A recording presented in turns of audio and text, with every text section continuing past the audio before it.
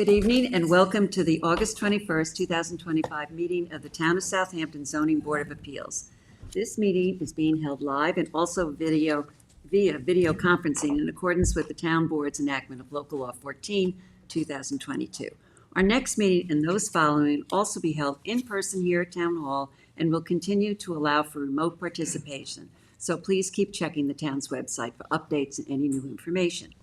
If you wish to view tonight's live meeting only and not participate, please do not join the Zoom meeting and instead go to the town's website for viewing. With that, I'd like you to join me in the Pledge of Allegiance. I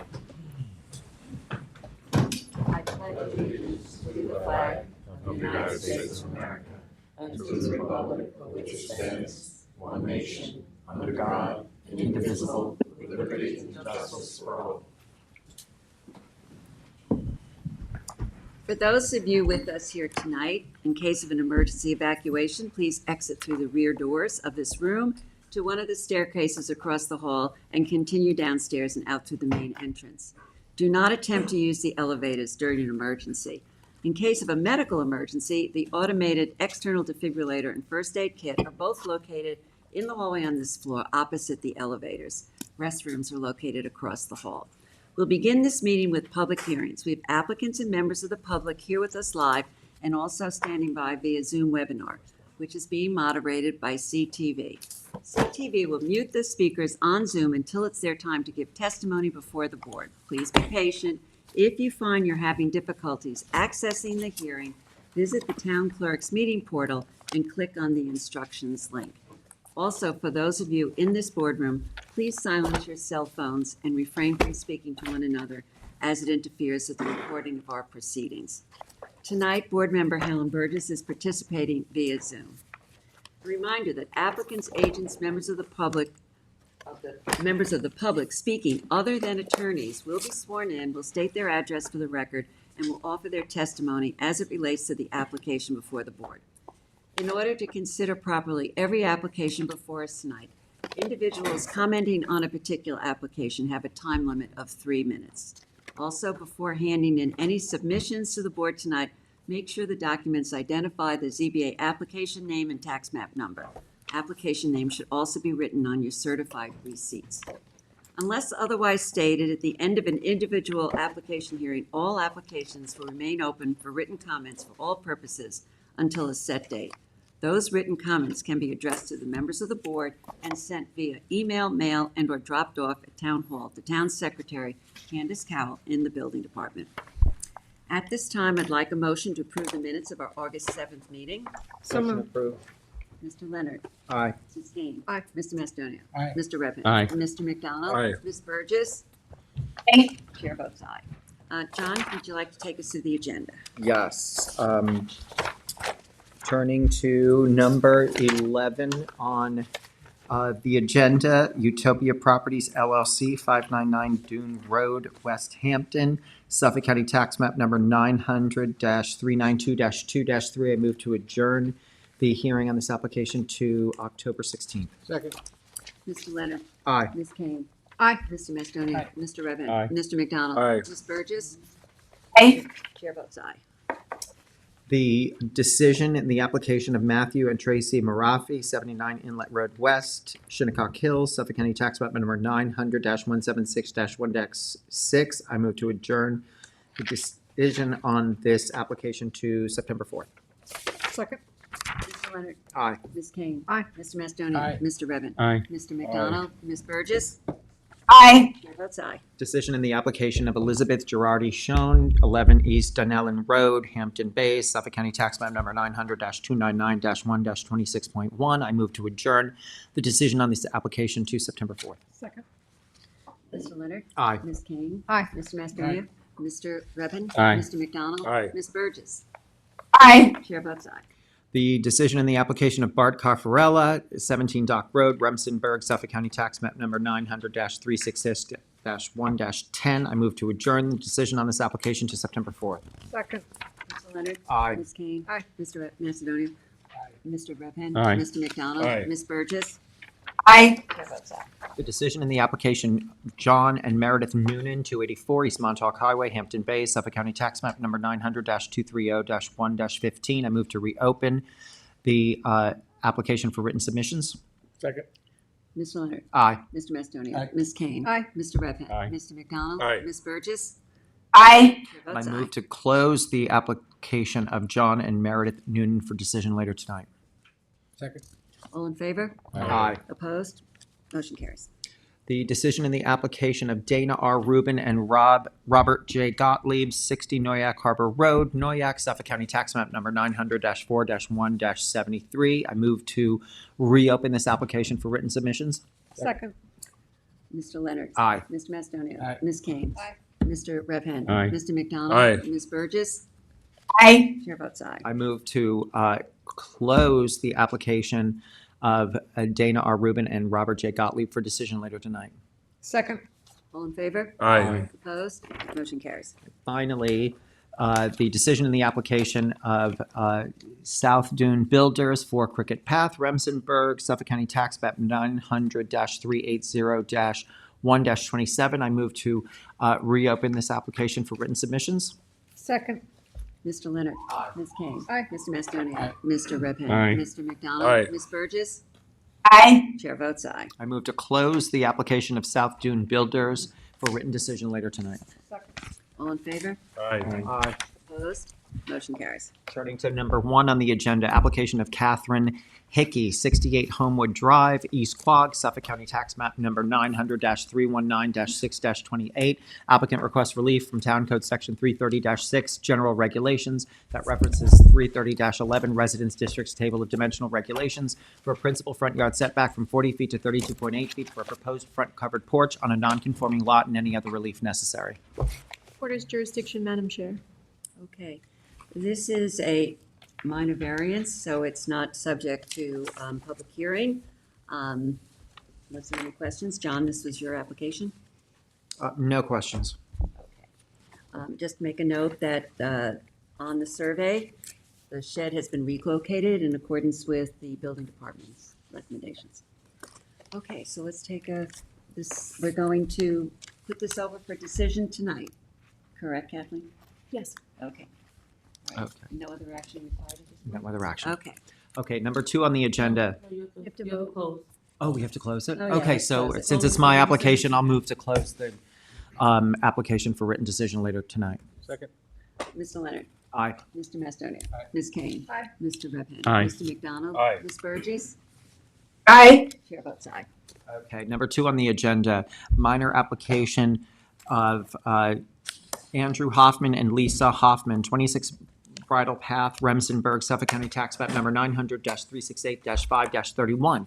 Applicant requests relief from Town Code Section 330-6, General Regulations, that references Section 330-11, Residence District's Table of Dimensional Regulations, for a principal front yard setback from the north property line, Mark Court, from 60 feet to 45.2 feet for a proposed addition, and from 60 feet to 45.6 feet for a proposed covered porch, outdoor kitchen, and any other relief necessary. Order's jurisdiction, Madam Chair. Helen, this is yours. This is mine, and it's a minor variance. There'll be no public hearing, and we'll have a decision at the end of the evening. Second. Ms. Burgess. Aye. Mr. Leonard. Aye. Ms. Kane. Aye. Mr. Macedonia. Aye. Mr. Redpath. Aye. Mr. McDonald. Aye. Chair votes aye. Okay, and number 3 on the agenda is another minor variance application of Barry Gordon, 153 Summerfield Lane, Watermill, Suffolk County Tax Map Number 900-104-2-21.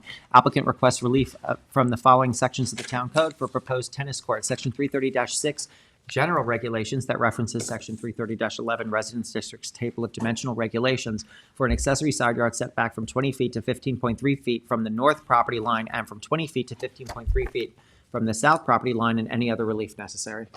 Order's jurisdiction, Madam Chair. This is mine, and this is a minor variance, so we don't have a public hearing. And I propose that we close the hearing, we close this application, and we have a final decision this evening. Second. Mr. Leonard. Aye. Ms. Kane. Aye. Mr. Macedonia. Aye. Mr. Redpath. Aye. Mr. McDonald. Aye. Ms. Burgess. Aye. Chair voted aye. Julie. Number 4 on the agenda, the application of Corey Burak and Kathleen Burak, 10 Beachdale Road, Hampton Bays, Suffolk County Tax Map Number 900-191-2-14. Applicant requests relief from the following provisions of the Town Code for a proposed 2-story addition on a non-conforming lot. Section 330-6, General Regulations that references Section 330-11, Residence District's Table of Dimensional Regulations for a principal front yard setback from 40 feet to 33.2 feet, and Section 330-84D, Pyramid Law for a sky plane encroachment to the east of 656 cubic feet and any other relief necessary. Reporter's jurisdiction, Madam Chair. Okay. Let me swear you in. Do you swear to tell the truth, the whole truth, and nothing but the truth? Yes, I do. Please state your name and address. I'm Barbara Radican, new residence, -37, Watchung Avenue in East Merchants, New York. This is David Radican. We have offices at 33 Montauk Highway, Quogue. Great. We're agent for the owners. Okay, good. So tell us about this application. First, let me prompt you. I don't know if you remember or not, I'm profoundly deaf. I can read lips, and I have an app. So, and Barbara's my hearing, so hopefully we'll get through this.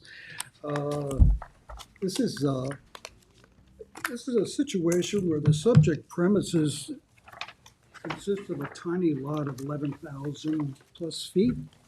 It's an R20 zoning. It's located at 10 Beachdale Road in Hampton Bays. The premises are also identified as Suffolk County Tax Map 900, 191, Block 2, Lot 14. The subject lot consists and features a 2-story, 1-family home with attached deck, hot tub, an outdoor shower, and fencing on 3 sides. The certificate of occupancy was dated July 29, 1968, but the home was built much earlier than that. It was built in the early 50s. For a 1-story dwelling, it was built prior to November 14, 1957. An updated certificate of occupancy known as C16772, dated October 4th, 1995, was also issued for this home. And then it, with a garage and a basement after a building permit was issued. Certificate of compliance dated June 22nd, 2000 for the 2nd story, 1st floor extension and addition. I have all the C of Cs and certificate of occupancy, and I can hand those to legal.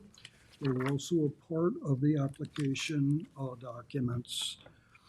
The existing structure, oh no, there was another ZBA application for relief. And that's dated May 2nd, 2019, for an as-built outdoor shower and an AC unit that needed setback relief, side yard setback relief. I have that document and that decision. I believe it was also in my documents presented to the board. The Burks are planning a 22 by 21 foot 4-inch addition that equals 770 square feet of habitable space with a basement of 428 square feet.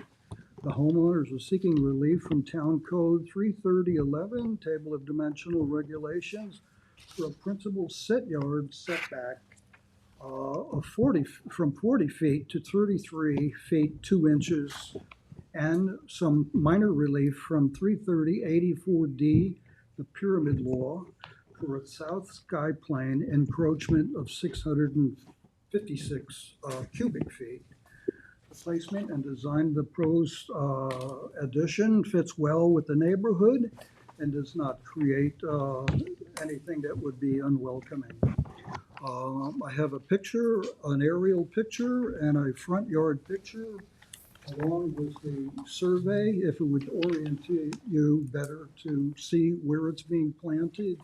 I don't know if that's necessary, but if you I think we have them. would like that, this or something. Can you stand these, huh?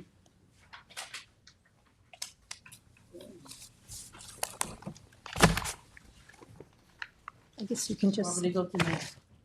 Barbara, take them They'll to, come to me first. Oh, I'm sorry. That's okay. That's how we do it.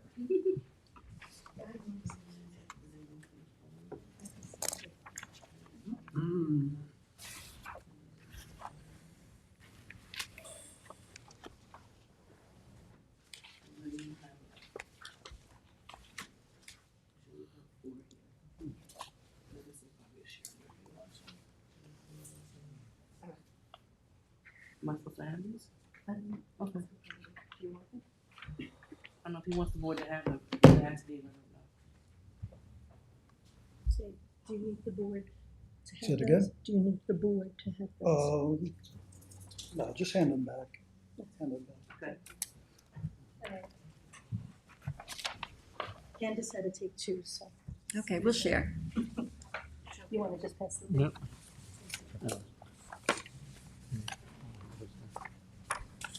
Yes. Just anything that he can submit, I have to take a copy of the file. All right, thanks.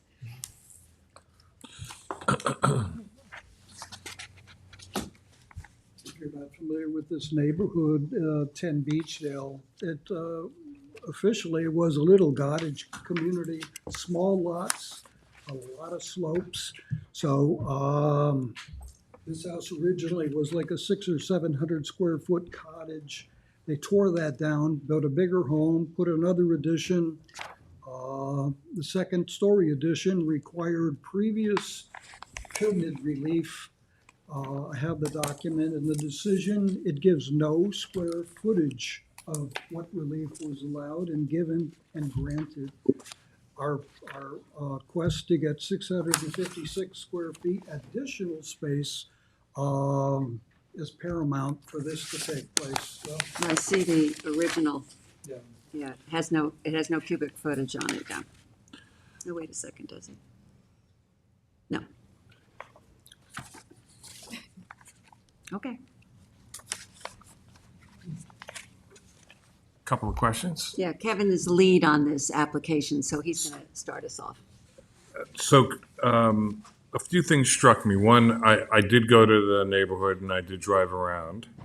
And it was obvious that the topography in the community is undulating and the houses are all various heights located through that. So that's important. And one thing that I'm having a little trouble trying to understand is I could not discern from what I'd received what the percentage of coverage on the lot is at present, and what would the coverage be on the lot with this Stated request? on the, I'm not sure it was on the survey. I'm sorry, you're right, there it is. the allowable Coverage is, allowable lot coverage is 20%. The surveyor shows an existing lot coverage of 11.8, okay. 11.8. Is it going over the 20? Yeah, Adding 482 square feet? I don't believe so. But in a final survey, we'll plot that. All right, you need to put that in the final survey. Okay. So, second thing that I wanted to fully appreciate is the first floor is proposed to have 9 feet of height, and the second floor is 8 feet with a cathedral ceiling. And I'm just wondering how, what consideration was given to reducing the size of both floors such that the pyramid relief requests could be lessened? Let me know if I'm, No, sometimes this stops. yeah, okay. Okay, your concern was that you found there was portion of the first floor is a 9-foot height? Part of the pyramid relief is caused by a cathedral ceiling on the second floor and a 9-foot ceiling on the first floor. And I'm wondering if that can be reduced such that the pyramid relief request is lessened. I mean, if we change the if we change the roof pitch, you'd pick up a few cubic feet. But I'm looking to match the existing roof lines with what's being proposed as for the addition. The first floor master bath or master bedroom is 9 feet because the existing master bedroom that's going to be extended is 9 feet. It's kind of a weird frame. I did notice. It was like, originally it was like, chicken huts thrown together. So not a lot of design went into it. We're trying to make sense of it. All of the bedrooms on the second floor are tiny, tiny bedrooms. The Burricks have college students, when they bring them out to their summer home, it's one of the reasons they want to expand. The bedrooms are just going to get bigger, and the master bedroom is getting bigger. That's the purpose of the proposed addition. Okay. So, can we cut that down at all? I mean, I could put a flat roof on the front, but you wouldn't want to live there either. Any other questions from my? I don't think it's an extraordinary amount of Minimal. pyramid relief being requested, and nor do I have a problem with the front yard setback. Is there anybody else who wishes to comment? I'm in the same place you are, I'm Susan. agreeing with Susan. Yeah. Okay, Minimal any relief. other? If not, is there anyone in the audience who wishes to be heard on 10 Beachdale Road, Hampton Bays? Is there anybody on Zoom who wishes to be heard? On Zoom. Okay, Kevin, this is yours. Okay, so let's, I'm going to move to close the hearing, leave the comment period open to September, help me. 5. Thank you. With a decision on, help me again. 18. Thank you. Yes, that's Second. the motion. Mr. McDonald? Aye. Mr. Leonard? Aye. Ms. Kane? Aye. Ms. Macedonia? Aye. Mr. Redmond? Aye. Ms. Burgess? Aye. Chair votes aye. Thank you. Thank you very much. Thank you. Number 5 on the agenda, the application of Jesse and Stephanie O'Neill, 3 Wayne Court, West Hampton, Suffolk County Tax Map Number 900-357-3-61. Applicant requests relief from the following provisions of the Town Code for proposed second-story addition on a non-conforming lot. 1, Section 330-6, General Regulations that references Section 330-11, Residence Districts Table of Dimensional Regulations for principal rear yard setback from 60 feet to 36.8 feet, and a principal front yard setback from 40 feet to 29.8 feet for a roof line change to create attic storage. 2, Section 330-84D, Pyramid Law for a sky plane encroachment to the west of 499.33 cubic feet and to the east an encroachment of 141.1 cubic feet for a total sky plane encroachment of 640.43 cubic feet. And 3, Section 330-83C, yards for a 36-inch eave encroachment into the required rear yard and the required minimum side yard, respectively, where maximum of 18 inches is permitted and any other relief necessary. I'm going to recuse on this one. Madam Chair. Okay. Mr. Macedonia is recusing himself on this application. Okay, so let me swear you in. Are you, any of you lawyers? Okay. Do you swear to tell the truth, the whole truth, and nothing but the truth? Yes, we do. Yes. So individually, say your names and your addresses, please. Stephanie O'Neill, 3 Wayne Court, West Hampton. Jesse O'Neill, 3 Wayne Court, West Hampton, New York, 11977. Lou Trentadue from 32 Design Studio, 133 Lincoln Avenue, Pelham, New York. Lou, how do you spell your last name? T as in Tom, Yeah. R-E-N as in Nancy, T as in Tom, A-D as in David, U-E. Okay, thank you. You're welcome. Okay, so who's going to start us off on this application? Sure. Thank you. Well, firstly, thank you very much for having us here this evening. We're the architects representing Jesse and Stephanie. They've owned the home since 2014. We've been interacting with them for a little over a year to design a second-story expansion for them. They currently have a ranch-style home on 3 Wayne Court. They're looking to expand the home in such a way that they will be increasing the number of bedrooms. Being that it's a one-story ranch, there are currently 3 bedrooms on the first floor. we're seeking to have 2 bedrooms on the first floor and 4 bedrooms on the second story. I just want to footnote that by saying that they have 4 children. We are also increasing the number of bathrooms. And we're increasing the number of bathrooms. There currently are 2 full bathrooms on the first floor, and we're increasing to have the 2 full bathrooms on the first floor will remain. The master bathroom will be remodeled, and upstairs there will be 2 more full bathrooms. The reason why we're here this evening, as Mr. Leonard had stated, were the, do you need me to recite the variance conditions that we're here for on grounds? No, we Okay, read them. okay, Yeah. thank you. But you can explain them. Sure. As you could see, it was a non-conforming lot. The emphasis was to increase the second story. They did not anticipate that a variance would be required. We had researched that early on with the building department, and we realized that that would be in our path to obtain. We're also, as you can see from the plan, seeking to extend the second story out the back and out the front. And the reason for that is because the front-to-back dimension of the current home is very narrow. We tried to work it out in such a way where maybe we would have no projection in the back and the front, but unfortunately, the need for a hallway space negated that effort. And then, in the interest of having a good design, unfortunately, we did get ARB approval. The owners, ourselves, and the builder, who happens to be Stephanie's uncle, we all agreed that perhaps a roof skirt on the front overhang and the rear overhang would give the house more character. It would look better. Now, one of the other reasons we're here, as Mr. Leonard had stated, is because of the sky plane concerns. We initially were trying to make the home work with a hip-style roof, a pyramid-shaped roof, if you will.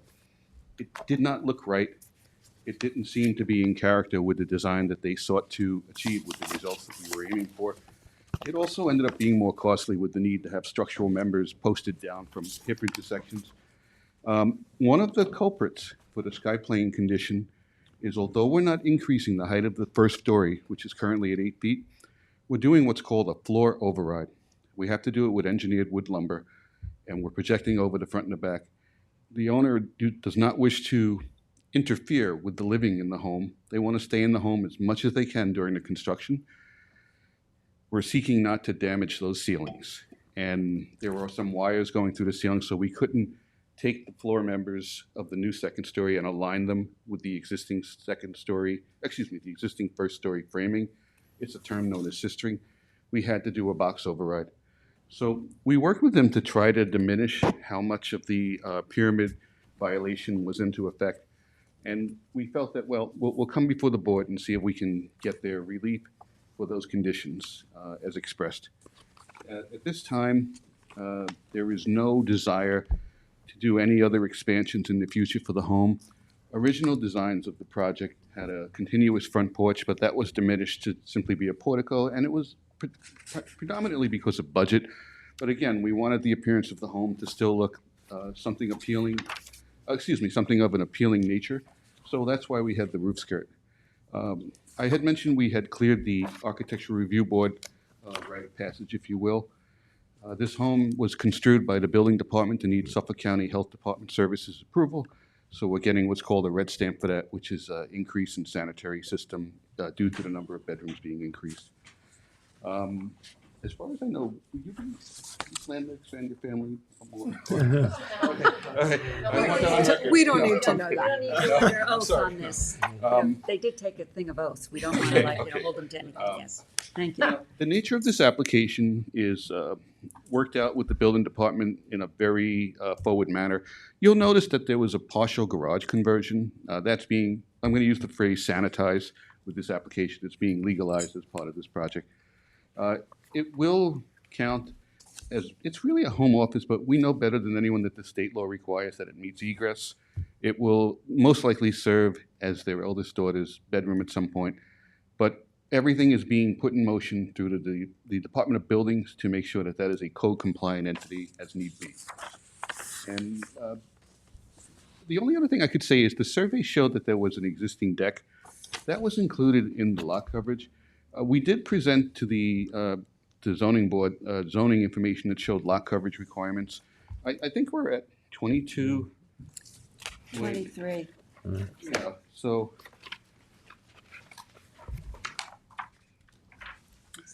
I'm sorry, we have, oh yes, 22.29% as our final lot coverage. The setbacks that we presented for the board, as well as for building department review, were taken to those projections that we noted. The projections aren't living space, but again, those projections, those roof skirts go beyond the projected second story on grounds that they would look better. But we figured better to line up the absolute farthest, or I should say closest encroachment to any of the yards as necessary. Do you have anything you'd like to add to our presentation? No, I mean, as far as, numbers and codes and, the architectural language that you're explaining. Yeah, it's really simple math, right? We have, 6 people living in a small home. We wish to live there and stay there and raise our children there. We're right near the schools. It's just a great place to live. It's a great town to live in. But we're busting at the seams, and our kids keep getting bigger and louder and crazier. So we'd like to move them up. I think you also mentioned that no neighbors had any opposition. I think you've gotten the thumbs up from some of the neighbors. Correct. Okay. Yeah, we have other families that, I think will probably try to do the same now that we're doing it. That'll probably fall into similar situations. But yeah, overall, it's a great neighborhood, and we've received no pushback from anyone or reservations from anyone. Julie, Yeah. this is yours. Do you So wanna just start us a off? couple of questions for you, and you've preempted a lot of the questions I have with your presentation and your comments. How the neighbors feel about this always matters. I don't know if anybody's here, and we'll hear from them if they are. But you mentioned roof skirt a couple of times. Yes. I'm a lawyer, not a builder, but can I ask you a question about that? Because it seems like in total, you're looking for about 1,400 cubic feet of pyramid relief-ish. If you do anything with those roof skirts, which it sounds like are aesthetic treatments largely, would it reduce pyramid relief at all? Unfortunately, it would not. The roof skirts I mentioned were projections from the ceiling of the first story between the second story and the first story. Okay. Where did you get the 1,400? I just added, I did rough math. I got the 640. There's 640 plus Total. 499.30, no, am I misreading? No, that's the 640 is the total. Oh, okay, never Yeah, mind. so it's not 1,400. Okay. So, Much better. Yeah, no, yeah, I Thank was you, Madam thinking- Chair. Yes. Thank you. much better. And I guess the only other comment I would make, I did go over there and it looks like it's going to be lovely and it's a great neighborhood to raise a family. Is that it does appear this is going to make it the biggest house in the neighborhood. And I think, one of the things we often think about is, can we expect everyone in the neighborhood therefore to be coming in and asking for similar relief? That's not really your problem today, but it is something I think is worth thinking about as a board. If I could just add to that, Julie, so I went through the neighborhood, it's a really nice neighborhood, and I understand why you live there. I understand your problem too. And the concern I have is this is a considerably larger house than the rest of the neighborhood now. And one of the things we're trying to grapple with is how does this all fit together, right? And there's a lot going on this lot. It's not the biggest lot, right? So I'd ask you to think about reducing the impact and the nature of the request with respect to coverage and the pyramid relief. Even though it's not the most pyramid relief we've ever seen, so I'll concede that. But if you're able to reduce that further, then that has an impact on how the rest of the neighborhood views what we approve and what they then will ask for. And that's not your concern, but that's our concern. So, just those are my reactions to your proposal in the context of the neighborhood you live in. I have a couple of questions. What is the ceiling heights? Because we didn't get any copies of plans. Oh, I did provide them. You got them, but this is all we got is the pyramid relief. We didn't get the floor plans. I believe you have And I- 8-foot ceilings on the second story. What are the ceilings? Oh, the ceiling heights are 8 feet on the second story. 8 feet. There's no cathedral ceilings either. The What's going on in the attic that it's lots of as tall? boxes of Christmas decorations. That's as far as I can say. There's no plan. There's nothing going in. Oh, if you do mean there's an attic being built over the garage, the front projection, the 1-story condition. That's coined as storage only. There's no plan for that. That was actually done to make the aesthetics of the home more appealing on grounds that we were afraid we're making such a nice second story and the front just seems very off. The existing roof line is a skewed gable, so it was a best foot forward on all parties involved. You strike me as a very talented person who's given considerable thought to this. Can you tell that to my wife? I think with a little more considerable thought, you can accommodate the requests of some, with a little more thought, you can accommodate some of the concerns that you're hearing. How would the board wish for us to address what you had said? Do you want us to make decisions now, or would we? No. You don't have to make decisions now. So let me just go through. All right, so 640, you've got something over the existing garage that's going to be storage. Is there some room for reduction in that? Well, the space over the garage doesn't encroach in the pyramid. Oh, it's not, it doesn't affect the pyramid relief. There is one thing I could discuss with their uncle, the builder. We could propose doing rafter joists, which would mean that the plate heights, meaning the walls where they meet the ceiling, instead of meeting the ceiling, the wall height would perhaps be 7 feet. The angle of the ceiling would slope up a bit, and the proper ceiling itself would be 8 feet, and that could lower the roof by perhaps a foot. Would the board be open to that decision? We would certainly like to look at something like that. Okay. I'm wondering, why are we concerned with this when the application we just had just about the same amount of cubic feet of relief, and we were like, okay, close the I public think it's the hearing. neighborhood. I think it's the first, as you admitted, we are going to be the first house in the neighborhood. So we're trying to look at, I think gonna that be a we neighborhood. are going above and beyond. I think this is I see nothing wrong with this application. I have no problem with the setbacks. I have no problem with the pyramid relief. It's very modest in comparison to what kinds of it relief is people ask modest. for all the I time. do agree with that. And I really don't see why we would be dragging these people back for 600 cubic feet of relief. I just don't think it's fair. I would like to say something. Okay. Susan, unless I'm wrong, it wasn't just a question of pyramid relief that Kevin was mentioning. It was the size of the house in relationship to the community. And I'm always in favor of having houses be not eyesores or too large, whatever you want to call it. So this is, for me, not an issue just of, it's 600 cubic feet, and that's relatively small. So I don't even know why we're bothering. So I do not agree with John, and I agree with Kevin. And you're entitled to your opinion. And I kind of agree with John. So, yeah. I do as well. I'm more I John am on with John this. on this. The one thing I notice is that the survey is a bit odd, because usually I see where it says like 30, 36.8 and 29.8, but there's no line. There's just like a number, and you're supposed to assume that that is measuring the setback. Do you know what I'm saying? I'm sorry, where are You have referring to to? look at the bigger one. I all did right, that as well. okay. The bigger one I is. have a bigger copy. Would you like that copy? Just so you know, there are some surveys that do that without the lines. Okay. All right, yeah, I didn't, Now, still doesn't do it. Do you have this one? That's yes, our I do. plot plan. That's- Which is That's just as not a good. survey, it's a plan. But yes, Just so you know, there are some surveys that do that without the I lines. haven't seen that before, so I was thinking that was a bit odd, but okay, if you tell me that that's The plot legit. plan has it. Okay. We should I be know the fine. numbers were correct, but I just was like, okay, so, There's a lot going on with the site plan. yeah, We understand. yeah.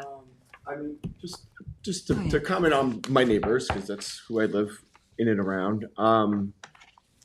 Does there hold weight to get maybe some comments from them? Is it? We're gonna open it up to Yeah. the audience, and they have a period of 2 weeks Got to it, okay. submit any written comments Yeah, I mean, before we make a decision. Yeah, I'm comfortable even soliciting my own, Mhm. you know, if Right, that's right. really what it takes for them to Okay, either comment on the scope of it, or even like you said, right. if they and now in return are going to now seek out like, well, I'm going to go up now. Well, you know, I have no problem doing that. I know my neighbors pretty intimately. I mean, my cousin lives next door.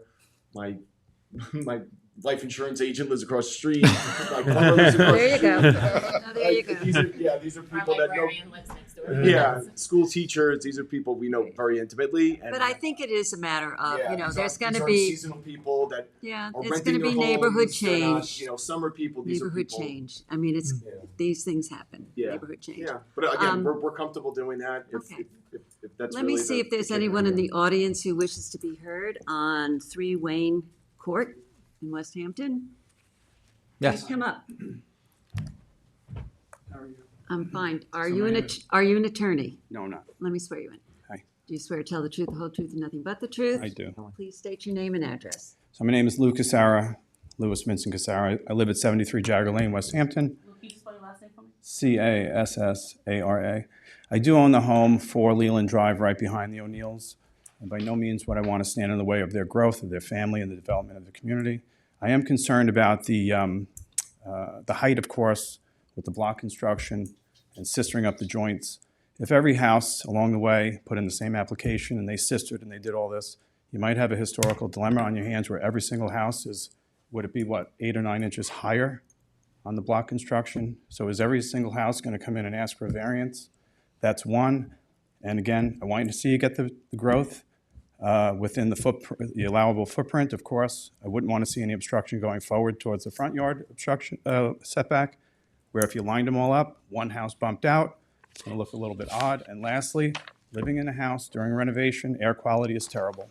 So thank you very much. Okay. Is there anyone else in the audience who wishes to be heard on this application? Is there anybody on Zoom who wishes to be heard on this application?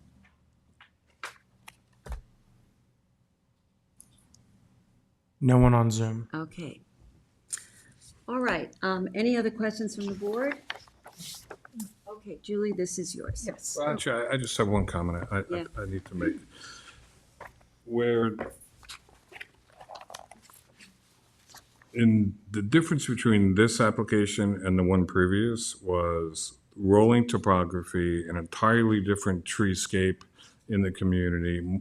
All these houses are nearly identical in design and size and setback and impact visually. And I think that this proposal has substantially more potential impact. That is the concern. I think that I've registered and others, Julie made some initial comments to that effect as well. And I just think we have a duty to be a little bit more mindful of the impact we're having on the future of a community that nobody else has this kind of relief requested. And we just need to be really thoughtful. And the relief is 2, one on the pyramid and one on coverage. And that's the issue we're grappling with. And I don't think that should be carelessly dismissed. I don't think Thank we're you. being careless in dismissing it. I think your concerns are legitimate. Well, if we I hear may, them. I think also when you're looking at the actual setbacks for this property, a 60-foot setback from the rear yard goes right to the middle of the lot. A 40-foot setback goes almost to the middle of the lot. So you wouldn't be able to build anything anyway. That's correct. Without the variance. So it's not like you're asking, I think that the lot is so terribly constrained, and that makes, to me, the relief that you're asking for much more reasonable than many applications I have seen before this panel. Can I also ask about the coverage? Because were you suggesting that there was some way that you were going to try to reduce that coverage? I thought we could trim back the roof skirts if need be. The roof skirts are the, Yeah, which part is that? Let me go back to the.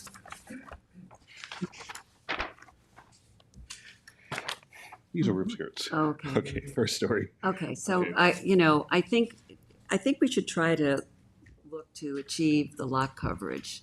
If we, and you can do that in terms of written submissions to us. And I also see you have a proposed pool down here, A a proposed what? proposed pool. Oh, the pool is existing. It's existing, Premise. yeah, we have yeah. So what kind of a rear yard coverage do you have?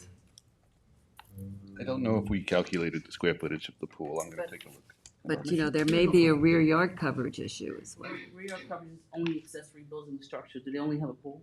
They have a pool, they have a deck? No, we don't have a We don't deck. have a deck. No, there's no Oh, deck. We oh. got rid of the It deck says when it's we put the removed. pool in. Yeah. I don't have information Okay, so the pertaining wooden to the. deck is gone. Yes. Okay, that's what I was looking Yeah, at. no, we Okay. got rid of that. Okay, before because we- if it was the deck and the pool, it would have been an issue. Okay. All right, so maybe look at the skirts. If you, I'm sorry, maybe what? you look at the skirts, maybe Sure. come back with a little lot coverage reduction. All right, Julie, so you can, as I said, you could do that in terms of if you've got some calculations, recalculations, you can submit them as part of a written submission. Should I work out the logistics of that with Candace, or do I ask those questions now? We'll talk in the hallway. Yeah, she's We'll talk in the hallway. I'll one. tell you some more. She's the one, yeah. Okay, so Julie, this is yours. Yep. Okay, so we are going to close the public hearing and keep it open until September 5 for written submissions.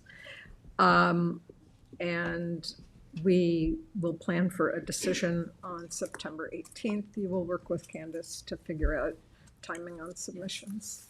Second. Ms. Kane. Aye. Mr. Leonard. Aye. Mr. Redmond. Aye. Mr. McDonald. Aye. Ms. Burgess. Aye. Chair votes aye. Thank you very much. Thank you. Thank you for your time. Thank you. Number 6 on the agenda, the application of Emily Brandt and Eric Petra, 24 Dock Road, Spionk, Rumsenburg, Suffolk County Tax Map number 900-366-1-7.4. Applicant requests relief from the following provisions of the Town Code for a proposed accessory apartment on a non-conforming lot. 1, Section 330-11.2F, special standards to allow an accessory apartment to be located on a parcel with a lot area of 32,670 square feet, where 48,000 square feet is required, 80% of 60,000 square feet. 2, for a principal front yard setback of 14.8 feet, where 56 feet is required for a principal dwelling, 70% of the required 80 feet. 3, for an accessory side yard setback of 17.6 feet, where 21 feet is required for the barn, 70% of the required 30 feet. And 4, for an accessory side yard setback from 19.3 feet, where 21 feet is required for the barn, 70% of the required 30 feet. And 2, Section 330-11.2G, special standards, minimum and maximum sizes for a 1,160 square foot accessory apartment that is 163% of the main dwelling, where a maximum of 35%, 249 square feet is allowed, and to allow the accessory apartment to be 1,160 square feet, where a maximum of 1,000 square feet is allowed, and any other relief necessary. What is jurisdiction, Madam Chair? Okay, thank you, Kathleen. Either of you attorneys? Okay, let me swear you in. Do you swear to tell the truth, the whole truth, and nothing but the truth? Please state your name separately and your address. Eric Petra, 24 Dock Road, Spionk, Remsenburg. Emily Brandt, also 24 Dock Road, Spionk. Okay, who's going to start us off on this application? Well, first of all, I've never done this before, so Don't thank worry you. about it. Thank you for your patience and your guidance. We don't bite. Well, Me neither. some of us. John. We'll be Some fine. of us don't bite. So my father was born in the house next door to this house where my sister currently lives. This is like a map I just printed out of the area. It was all the Stacknick Duck and Turkey Farm, which was my great-grandparents' farm from the early 1900s when they emigrated here from Ukraine. And they had a house, a homestead house, and then built like 5 little houses for their kids. And then the house that we also bought was like originally a one-room schoolhouse about a mile away, and they moved it over to the land also in the early 1900s, and farm workers lived there for a long time. And then over the years, it became the property of my second cousin, Lorene Chernoma, who lives next door. She worked for the Board of Elections for many years. My dad lived on Dock Road until he joined the Air Force in the 60s and went to Vietnam. And anyway, my cousin Lorene, when she retired, she put that property for sale because she had moved into my great aunt and uncle's house, her parents' house next door. And when she put it on the market in 2020, Eric and I were not planning to buy anything. But we were like, this cannot leave the family because on Dock Road, if you've driven down there, people just like buy the properties and knock everything down and then build a large house. So we really wanted to preserve that property. And we like, you know, I grew up and the on the property is that little house. It was a one-room schoolhouse that my great uncle added a second floor to, I think in like 1990, and a little garage. And then the barn was originally one of the, you can see like backyard. That's my grandpa with the poultry. So the barn was back by the water, and my great uncle, who was a really great carpenter, like took half of it down and like, you know, piece by piece brought it over and reconstructed it on the land that we brought. I have like old photos. Like it was originally, I think it was a duck hatchery originally. Anyway, so and it was like in pretty bad disrepair. It was just used for storage. And when we bought the property, there was a tenant living in the house who just moved out about a year ago. And so we weren't living there. And we decided to rent, we're both artists. And we renovated the barn, a really simple renovation just so that it wasn't going to get further destroyed. It was like rodent infested and all of this. We just put down a floor as like an open studio. We plan to use it as like a music and art and writing studio. And then since then, my parents, who this was sort of unpredicted because my dad's very stubborn and like they live in East Islip. Anyway, they're not going to move anywhere. They were going to die in that house, but the house they live in is like too big for them and it's not accessible anymore. And so the only place on this earth where we might possibly get my father to move his body to in his later years is like where he was born on Dock Road. So the hope now is to have my parents be in the little house and we live in the studio that is the barn. So all of the variances that you see, which I understand there's, I don't know. From your perspective, if that's like a lot or a little or big or small, I don't know. But we didn't change anything. Like everything that's there is what's been there for, you know, for generations. We just renovated the barn and with the intention of really preserving the character of the community. So. Cool history. Yeah. Thank you for sharing your thoughts. Very interesting. Yes, and I have a letter. So like my next door neighbor is my cousin who wrote very similar to what I just said in her words. She's a better speaker probably than me.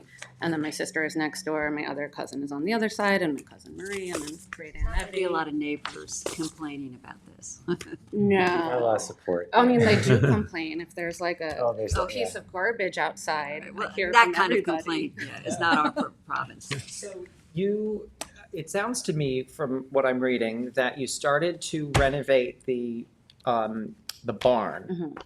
to make it into an accessory Yes. studio, and then decided to change it, and then the building department required you to get all of these variances after looking at the property. Is that how this all came Sort about? of. Kind of. So like one piece that is missing from that is that, again, like this is sort of an iterative, like we bought the property I think now we have a clear idea of where we're headed, but at the time we were like, let's see how this unfolds.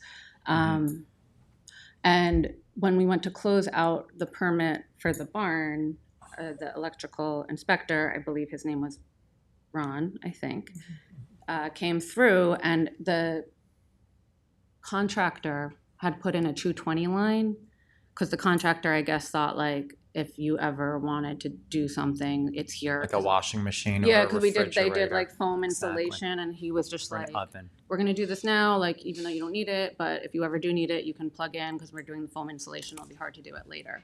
And Ron was there, and he was like, you have to pull this whole thing out, and Great, it's trapped. and he's like, and it's gonna cost all this money, and you have to have the whole wall open and all of this, and you know, he was very nice, and we chatted for a long time, and we were like, well, what are our other options? And he's like, the only other option is to permit it as a habitable space instead of an accessory apartment.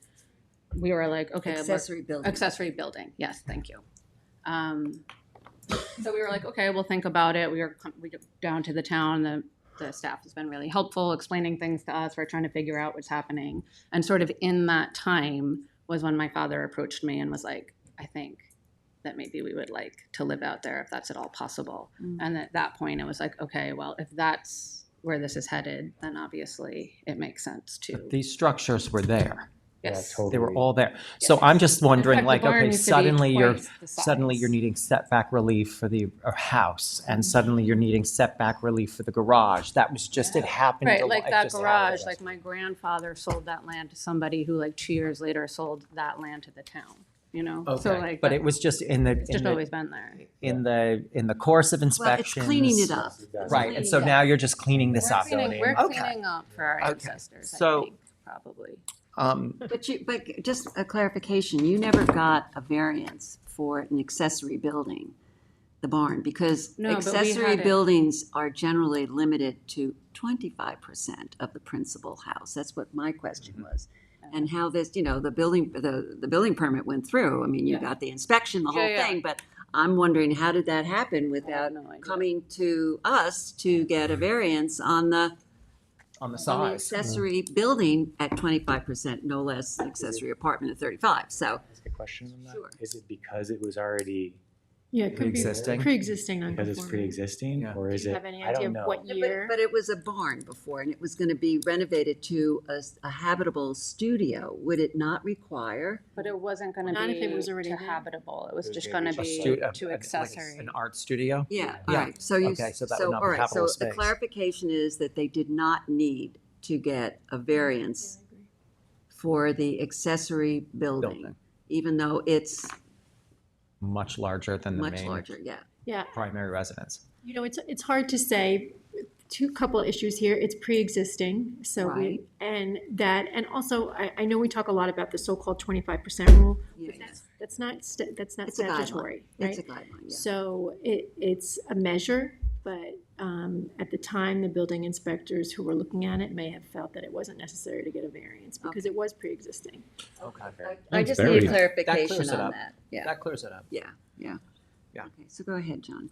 I don't really have many questions because I think that the relief that's being asked for is not incredibly significant. These buildings have been sitting. How long have these buildings been there, if you know? Well, the little house has been there since probably like the 40s, but the building itself was built in the late 1800s, and then the barn was from around 1910 or 1920, but And the frame garage? was moved in 1979. Yeah. The frame garage would probably be, I'm guessing, around 1940 or so. Okay, so they've been the- here a really long time. The implementation of zoning was 1957. Exactly. All of this Or predates it. 1957 is Grandfather. blessed, for lack of a better term. Right. Right. So that factors in very heavily for me Yeah. in terms of granting this relief. I can't imagine that any of your neighbors have any issue with any of anything this, can given that happen, it's but- been there since the 1900s.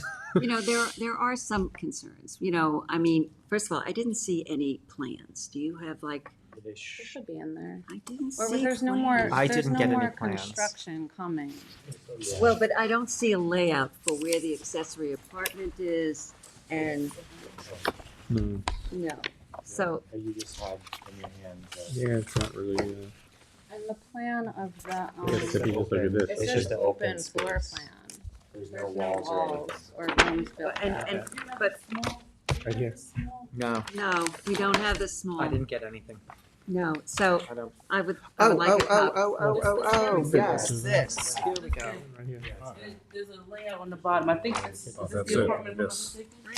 Honestly, The barn and the Yes. house. all right, Yes. okay, Anything to do. all right, great. Got it? I've got it, but the only other thing is that, again, in terms of, precedent, and while it isn't cut and dry, that has to be 35% to be an accessory apartment. I mean, what is the area of the actual apartment? Do you know? About like, Of- Have habitable space? Yeah, the living space, not the I studio. think it's like 11. wait, of the former barn or of the house? In the barn. It's like about 1,100 square feet. Yeah. It should be on. All right, so, and Looks how to be large is? 45 and change by 30. Which is like 13. Oh, here are the 15. out area 1160 in the calculations. advertisement, Yeah. in the Okay. legal ad. That's- yeah. It's 1160. The accessory apartment is 1160. The total habitable of the residence is 711. Very We, small. How we, much is we, it, 711? 711 square feet. Okay, so, First floor has 500 and, if I could read this, 6, and the second floor has 205. so I'm trying to make a distinction between this and something else. When somebody else comes in and says, we want 168%, Yes. so I'm trying to find a way to make a distinction. First of all, pre-existing barn. Pre-existing, I think. Is a big factor. But if we can look at just the apartment aspect, not the studio aspect, and how does that relate to the principal house? Do we have a percentage on that? Do you know what I'm saying? Am I making any sense? No, you are. My question is also, how is the septic? Is there a separate septic? Are we putting in new septic? We put in new septic. Is it the new IA? And it, yeah. Yeah. New it technology covers septic? everything. Yeah. Yeah. So you don't need. They gave you us don't the need grant. help That's and all. everything. Yeah. No, we've done everything with the Board of Health, more or less. They're just waiting on the variance to do the final stamp. But the new septic covers more bathrooms than are on the property. Okay, that was just a question, because we're adding an apartment to it was a barn at once. Yeah. Okay. How large is the principal building? Do we have a square footage on that? It's 711 711. And that's the 711. principal building, is the residence, the residence. And how large is the, 1160. so the entire apartment, the It's- studio it's- apartment is it- 1160? It's All right, so it's literally 100. one open floor with a bathroom. I mean, It doesn't make it. I can't make the argument. You can't make what? the whole thing looks like an apartment more than it looks like a studio. That's what it's supposed to be. Because of the bathroom? Well, I'm That's the existing house. first That's the floor house. is a kitchen. That's the house. That's the the house. house. Okay, It says I'm sorry. existing Thank first you. floor residence. All right, Yeah, First right floor next to is that. the, pretty confusing. that's the barn. All right. Space next to that is the barn. Okay. Look, I think that a major public policy concern that we should have here when we are deciding this application is, A, the need for families to age in place, for affordable housing, for people to be able to profitably, well, not profitably in terms of financials, but to use their property in order to benefit their families as they grow older. I'm a proponent of affordable housing initiatives and stable housing initiatives, and I think that something like this we should be promoting. So this application itself does not bother me in any way, shape, or form. So can I just ask for the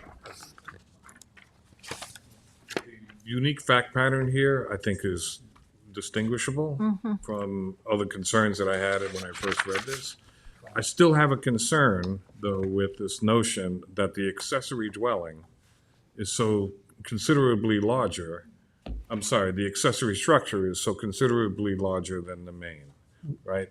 And I don't disagree with the policy outcome that you're describing. And it's a question of whether we should be fixing it or whether the town board should be fixing it. Right, but I think you have to think of it in terms of the fact that the residence itself is only 711 square feet.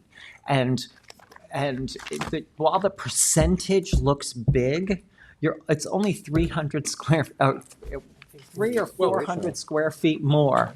Situational, it's a totally different No. situation. Listen, just help me through this, right? So the only down the block, we converted the primary dwelling became an accessory dwelling, and a new primary dwelling was built. Yeah, we did it 2 weeks ago. Yeah. So does that lend itself to a solution here so that the outcome doesn't look so bizarre? Or at least on paper? I think all of these cases, all of these applications track. And we have another one on the calendar tonight with the same situation. You have a very tiny residence and you want to put something that people can actually live in. Yeah. And how many people are going to be living in the main residence? Just your dad? Or your dad and Well, your my mom? mom and my dad, and they're Okay. both, in their 80s, and then Right. Eric and I in the other Right. spot. So, and So I 4 people don't think total. that, you're going to have 2 people living in this 1,100 square foot space, which is basically like a ground floor loft. It's like, yeah, like a Exactly, studio. yes.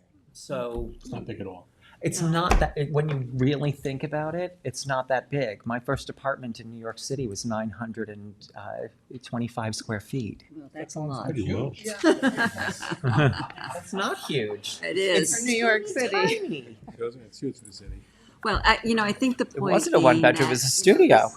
This application seems like it has a very unique fact pattern, and it is distinguishable from other applications that we're going to get. And I think that that's, Kathleen, do you want to make a comment? Just one small note, I don't know if it will help allay any concerns, but the occupants can, the owners can occupy either the accessory structure or the main dwelling. So, you know, in terms of You thinking want to about. flip it and call the. You don't have to call it, but they I mean, I wouldn't flip it. I hear what you're saying. I think that's form over substance, but if that makes the decision a little bit more palatable to you, keep in mind that the owners can live in either of those structures. Mhm. So we can call either one of them a primary residence? No. But It's not like a, it's form over substance, right? I mean, you Right, have it's a two fiction. different, you have two parties, two families living in two dwellings. One is accessory to the other. As I said, Right. I think this is a very unique Unique. fact pattern, and I think it's, I think you're doing a good thing. It sounds terrific. It's going to be Feels good. a great place. I think it's to live. interesting that we've had a few of these come before us 2 weeks apart. We have another one tonight. Yeah, it's a good idea. Is there anybody else on the board who wishes to be heard? Is there anybody in the audience who wishes to be heard on 24 Dock Road? Is there anybody on Zoom who wishes to be heard on 24 Dock Road? Okay, John, this is yours. Okay, I move to close the public hearing on this application, hold it open for written submissions to September 5th with a decision on September 18th. Is there a second? Second. Mr. Leonard? Mr. Mastronio? Aye. Ms. Kane? Aye. Mr. Redmond? Aye. Mr. McDonald? Ms. Burgess? Chair votes aye. Okay, thank you Thank very you. much. Thank you. Good night. Okay, number 7 on the agenda, the application of Joseph Frederick Gaza and Blair Catherine Gaza, Scrub Property, Queog, Suffolk County Tax Map numbers 900-359-1-22.1, 26.1, and 900-359-2-9.1 and 10.1. Applicant requests relief from the town Code Section 330-82 lot width to allow 4 proposed lots within an old filed map overlay district to each have a 0-foot road frontage at the street where a minimum of 40 feet is required and any other relief necessary. What is jurisdiction, Madam Chair? Mr. Gaza, you are an attorney. Good evening, board members. My name is Go ahead. Joseph Gaza. I reside at 5 Ogden Lane in Quogue. I am an attorney. I'm also in the real estate business, okay? And I have before me present to you this evening an unusual matter pertaining to old filed maps. I don't know if you've had a lot of experience with old filed maps, but I've made it my specialty in my life because I started with very little money, and that's where I could buy land on an old filed map, and it's rolled over for my whole life, okay? I'll start by saying that this application for variance before your board could be very simple, or I could give you an explanation. Well, let me just stop you there because you gave a very detailed report when you submitted it. So I don't think you have to necessarily go over all of that. So let's just, We'll make it concise, yeah, because I think Cut everybody's to the had an chase. opportunity to read that, so. Together with my daughter, we own 5 1/3 acre tract of land off of Peters Lane in Quogue. It's made up of 4 parcels, 4 separate tax parcels. This is the configuration of the property. When we first acquired this, the access to the property was supposed to be through Kathy's Lane, which is a road to the north that the town approved in connection with a subdivision to the north. Subsequently to the town's approval, they bought half of the lots in the subdivision. They bought 7 of the lots, and they bought the road. community preservation. So when they bought the road, I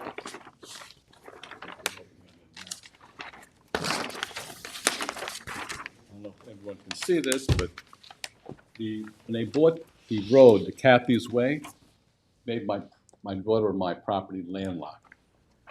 So we're in a tough position now. The entire old filed map surrounding us, which is enclosed in this red line, was all developed. And this little corner piece, about 6 acres down the bottom, was what was left over. And the planning board, when they did this development to the north, known as Oakland Farms, they left Kathy's Way as the access for this 6 acres. That was supposed to be the way the 6 acres was going to be developed, because the planning board, under their rules, has to provide for the entire map of the plan, and that was the plan.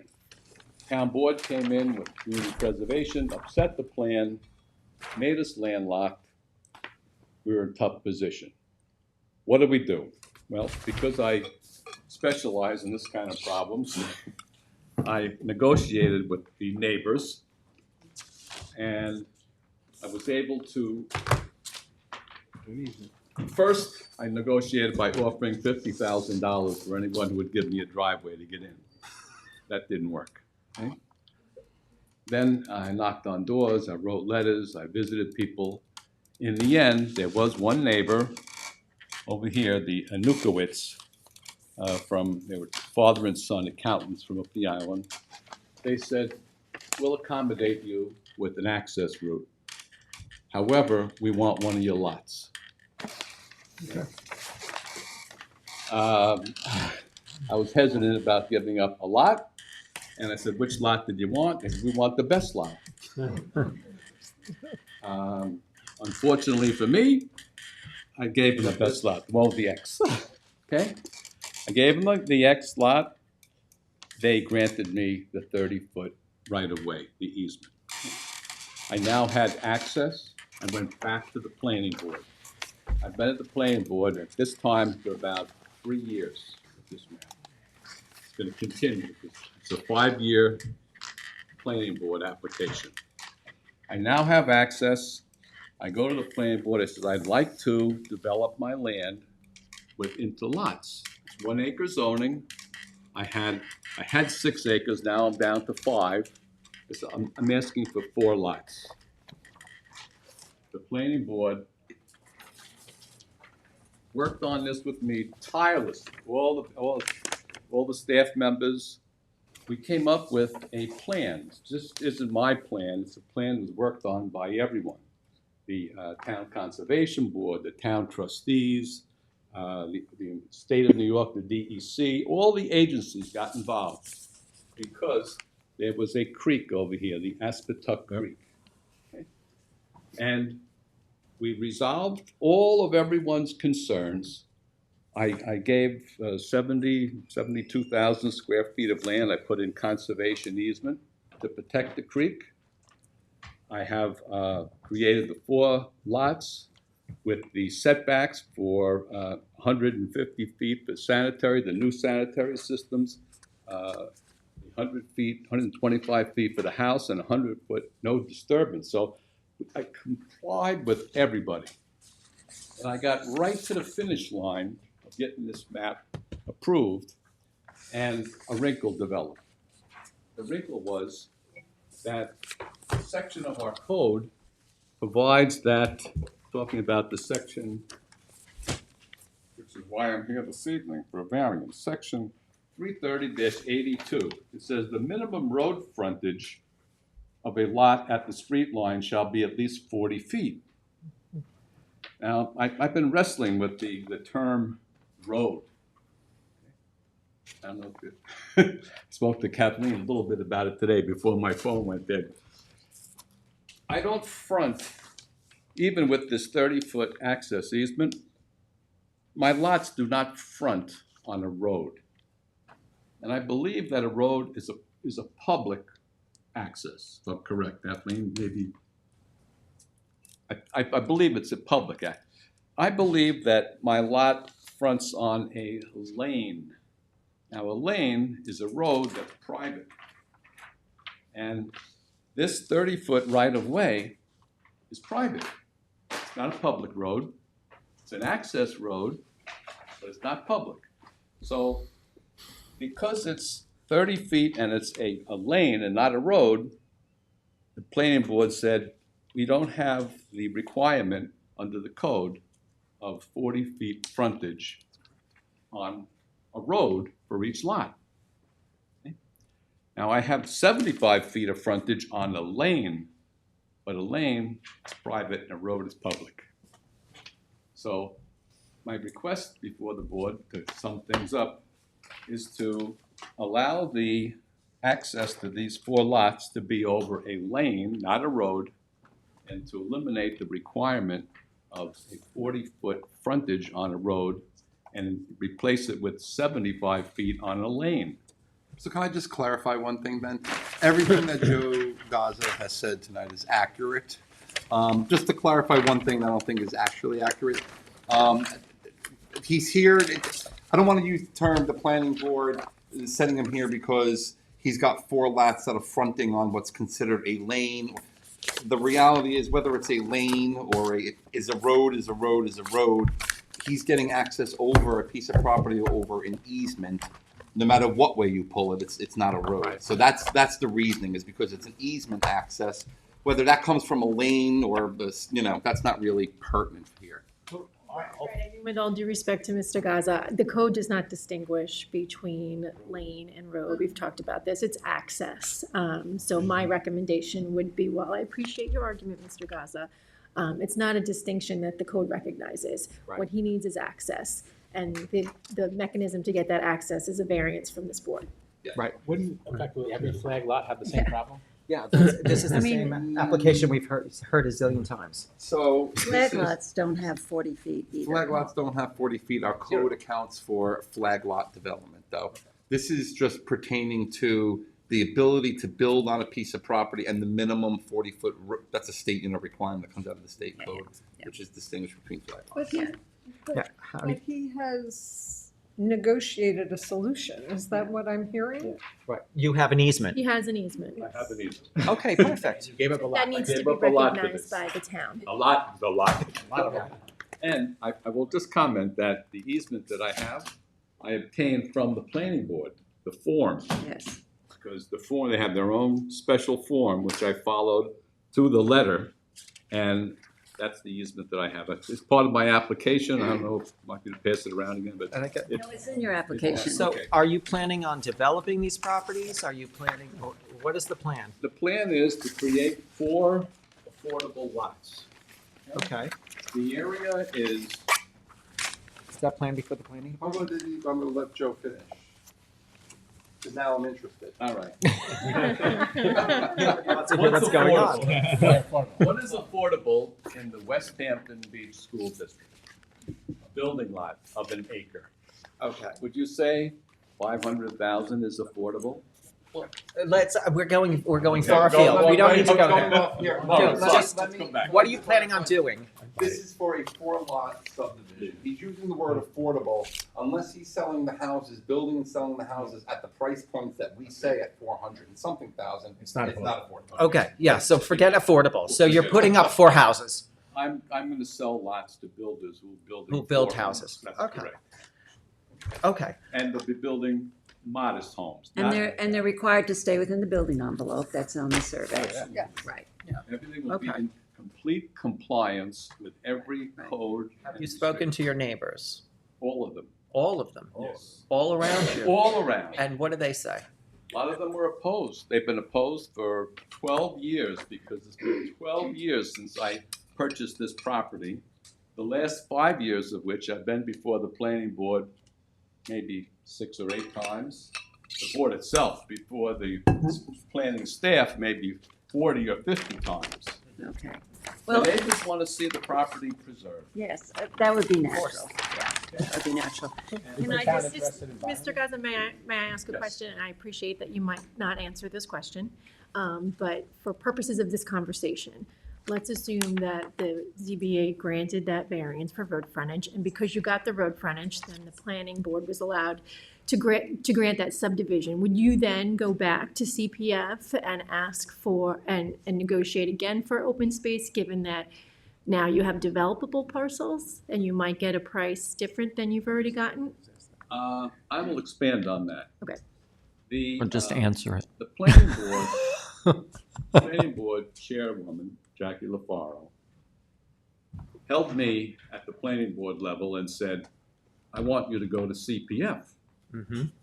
Okay? Now, that got my hair up in the back of my neck, because I don't think it's appropriate for one board to hold me up because I have to go to another board.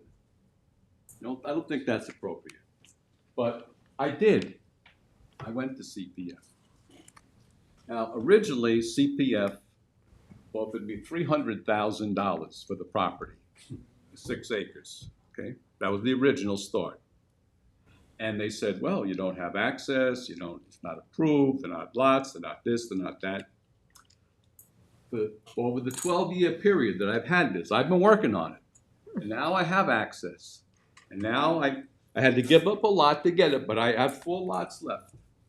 And I think I can get $500,000 price for these lots each, because they're 1 acre, they're in West Hampton Beach School District, they're for families, for local people that don't need a McMansion, and I think I can get that. CPF is not interested in paying that much money, and CPF 1 year ago, offered me a little more than. It was in your documents, yeah. And I accepted it. I accepted it because I was so tired of 11 years in application with the town, and fighting with all the neighbors and fighting to get all these approvals. I said, I'll just bring it to a conclusion. I'll take a hit and I'll sell it to CPF. I signed the contract 11 months ago with CPF to sell the property. Can't disclose the price because I'm not allowed to by CPF. CPF has not had the town board sign the contract in 11 months. The reason? They said that the town cannot purchase property with a lane or a right-of-way, we call it that has privileges for access, not only for the property that the town would be purchasing, but also for the lot that I had to give away. Because the lot that I gave away to get this access, they retained access over the access road also. So I'm not the only one that can use it. There's 5 people that can use the access. My 4 and the lot that I gave away to Nukowitz to get the access. Yes. So to the extent that you gave that property away, the CPF will not buy the 4 other lots. That's correct. Okay. It's because not that I gave it away, that the easement, which I Right. obtained for this lot, Benefits that lot. That benefits them. Right. And it's the easement that the town planning board gave me a copy of, that I copied to the letter, that provides that all of the lots that use it, they have to share in the improvements, share in the maintenance, and I followed that rule. So is it your opinion now that even if you were to get the variance relief that you're seeking here today, you still wouldn't be able to sell those lots to CPF? I don't know, depends on their offer. But that's Well, no, neither you're here saying nor they won't there buy for it our because- purposes. If you said this was resolved, the access, maybe I didn't understand. Well, how could it be? No, what I'm saying, you're saying to us right now that CPF will not buy those 4 properties because you have an easement there that benefits that 5th That's property. correct. That's correct. So even if we gave you access for the 4 lots, how would that change the calculus with CPF? How would they suddenly be able to purchase those lots? They wouldn't. So he's discounting that as an avenue to I pursue. understand. Well, but he's not. But I asked him what his opinion is. He said the opposite. Well, Okay. I don't know. I'd like to give you my opinion. It's okay. I don't know. We're getting a little far afield. I think. To be fair, he was answering my question. no, I because I think the understand. neighbors will also want to know if that's still on the And table. we're just looking into possible Okay. solutions. Well, Okay. the easement would have to be redrawn to eliminate this party from using it. Well, that's. Because the town does not want to share. If the town buys land, they want their own access, they don't want to share. They don't want to be obligated, and that's what was explained to me by the attorney for CPF. Okay? I think we need to hear from the community. We will. Yeah. Okay, Just if I may also, Go ahead. because this is a complicated project we have to deal with. This is Claire's project, actually. The other side of it is we got to deal with SECRA. We believe that, that this is an unlisted action for our purposes. I'm not really sure how it fits in with the zoning board action, which is typically a type 2 action. Right. I don't have an answer for this board, to be quite honest. We're not going to resolve it tonight, obviously. So that we got to deal with the SECRA as well. So I just want to keep that. So we're going to keep this open tonight.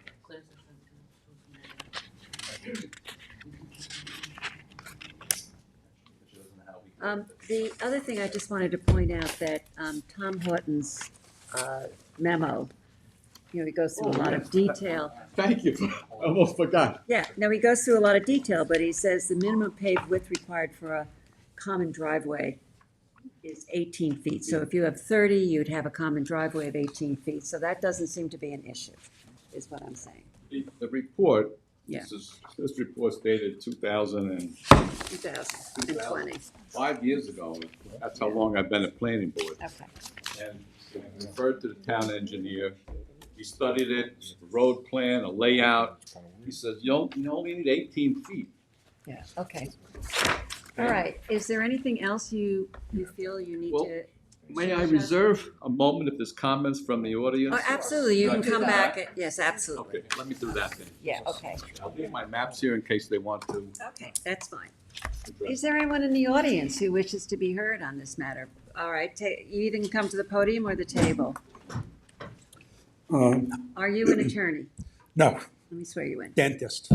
Oh, well, then I definitely have to swear you in. Open wide. That was awesome. Do you swear to tell the, hello, do you swear to tell the truth, the whole truth, and nothing but the truth? Yes, I do. Please state your name and address. Donald Berger. My address is 31 Jeffrey Lane. And I don't know if you guys know Can you just spell your last, make sure the correct spelling is B-E-R or B? Beurger. Okay. So I just moved in February with my wife and a couple of daughters are around and a dog. But anyway, I'm just trying to understand what's going on here. For some clarification, I hope I don't waste too much of your time, but Jeffrey Lane is a street that's backed up to the green space that creek is on. My understanding is it's more than just a creek, that it's a way for fish to migrate or whatever. And CP, whatever you're talking about, is a land preservation fund that the town has to preserve green space.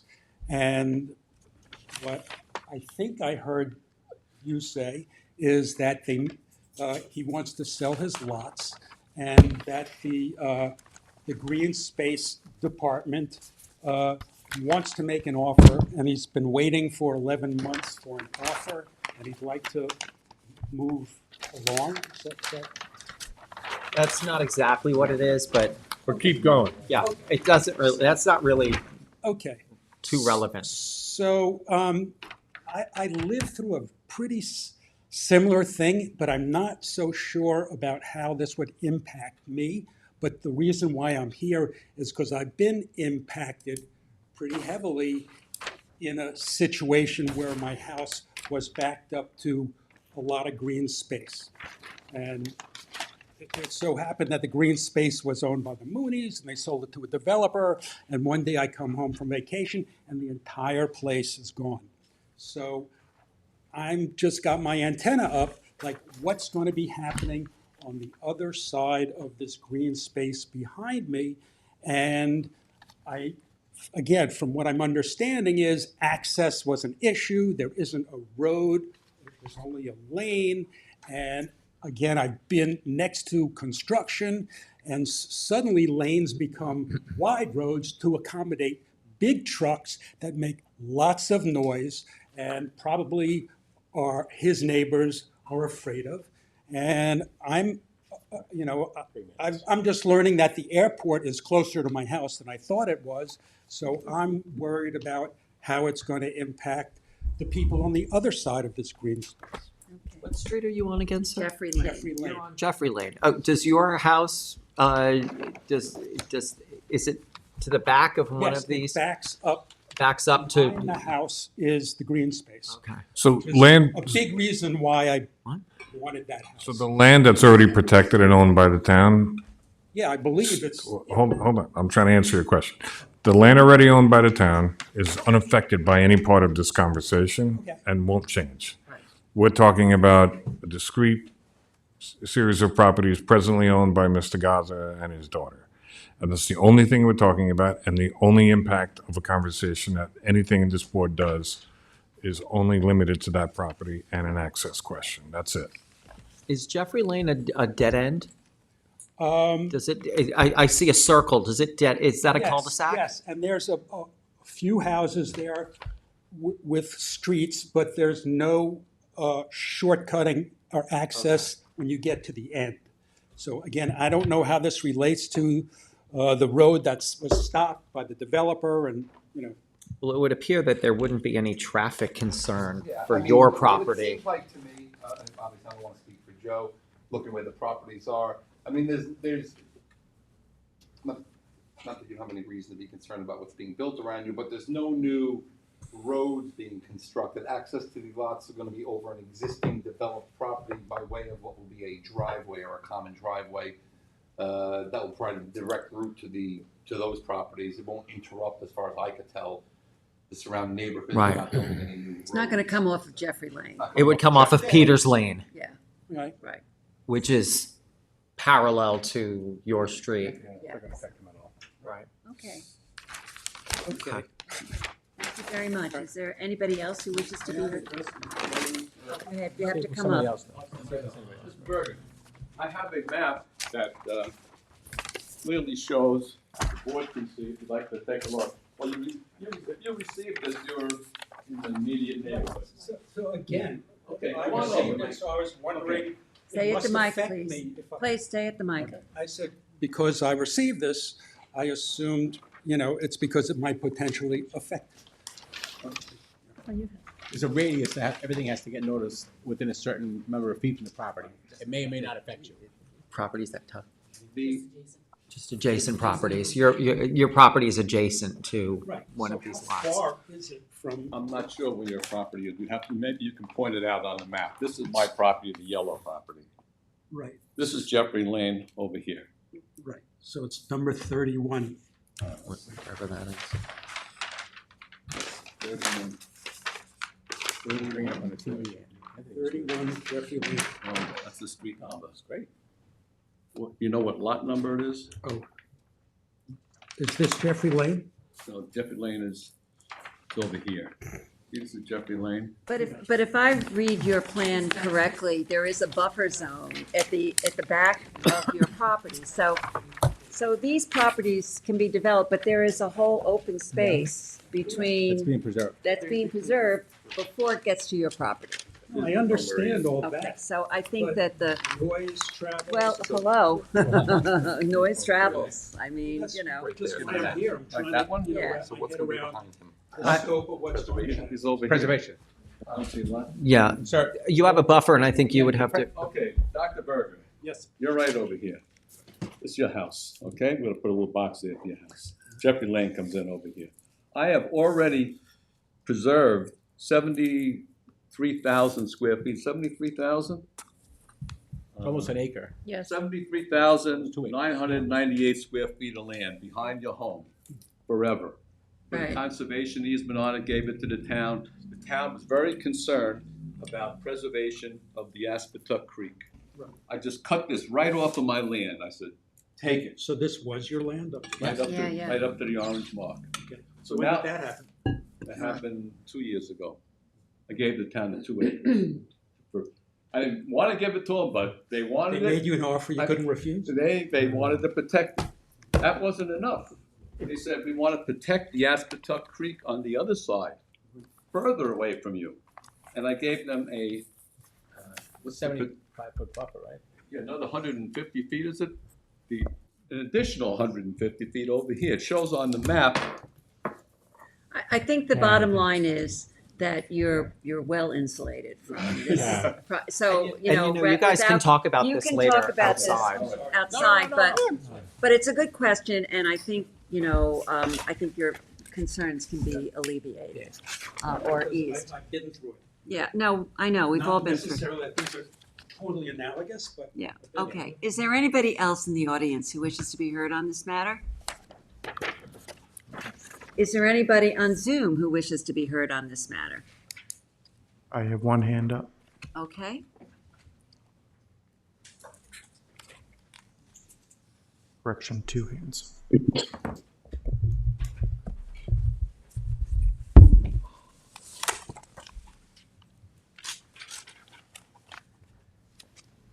Good Hi. evening, everyone. Are you an attorney?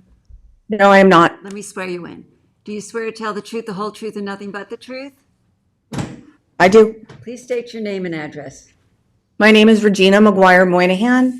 I reside at 11 Peters Lane in Queog. I am one of the properties that is touching part of Mr. Gaza's property that is landlocked. I also wanted to let the board know, thank you for letting us speak on this matter. There are about 7 people who are trying to get into the Zoom and they cannot. It's coming up as invalid. So you're going to have some write-ins. And I'm trying to encompass all of their commentary. I've been scribbling. Okay? Sure. So my husband and I have owned our property for 21 years. And it's a beautiful area. The wildlife and nature is coming back tremendously with how well the creek has been doing. Once we had the problem with the fire retardant chemicals, it has become a wonderful place. The one thing that we can't do, and I need to firmly state this, is that we cannot go back to a 1904 filed map and use that as a basis for any decision that should be made on the area back there. There is no neighbor on our street who is in support of Mr. Gaza building. And, everybody's been quite vocal. We've also spoken out to the planning board and the Peconic Preservation Society that they do need to go in and try to make a solution with Mr. Gaza and purchase the land. 2, relief from minimum road frontage. You can't go from 40 to 20 to 0, because that doesn't work either, because there's a reason why you guys put that in for zoning. The Peconic Preservation Fund Trust has really purchased a tremendous amount of that property back there and really helped preserve it for future use. And so that we have a sanctuary and an estuary, because Queog is known as a place for trees and wildlife. There is no comprehensive plan currently for Queog in its development, and I think that we really need to take a look at that. There is nothing off of Peters Lane that has adjacent lanes or roads with flag lots behind them. That is not anything on our street that has that. It's not indicative of the community. Everybody that lives there is we have a very lovely street. We have a lot of children that are there now, and adding more houses, more people. It's a long dead end street. It just adds more congestion as well. I think that and I do want to find out, like, there was a paper road, I think, when Mr. Gaza started buying his property. The property was landlocked when he bought it. So if there was a paper road, there was a paper road. It wasn't a real road. So I think that's something that he needed to own up to. I do think that the development is proposed and the scale is not correct on the map, that it's too close to the Aspetuck River. And putting flag lots in and taking trees down is going to cause less water absorption, which could be a big problem. Every time we have a heavy rain, it gets very flooded, and all of our insurances are impacted by that.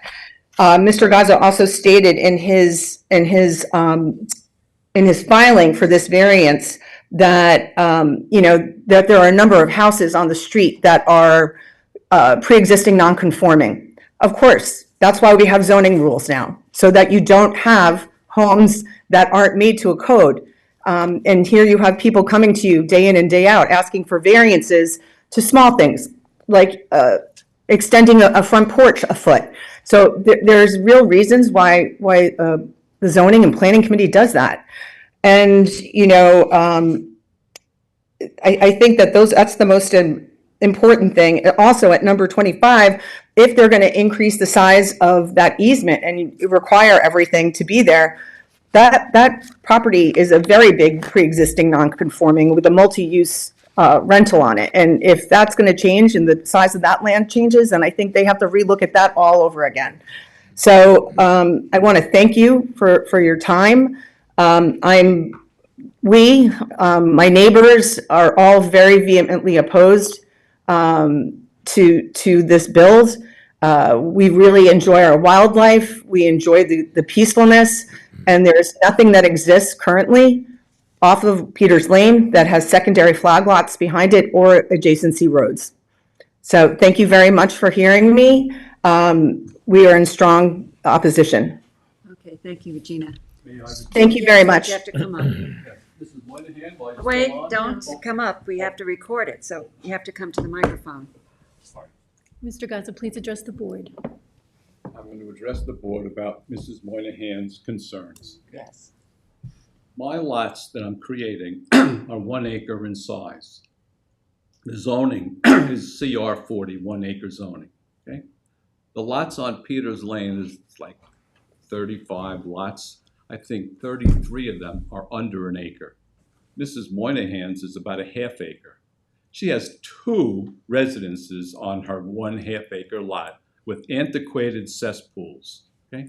I'm creating 1 acre lots with the new AI system with buffers, protection under every possible protection for the environment in my map. Okay. The neighbors. Okay, but let's, Okay. they're not before us. I had to get that out. All right, but they're not before us. Well, thank you. Okay. Is there anybody else on Zoom who wishes to be heard? Yes, there is.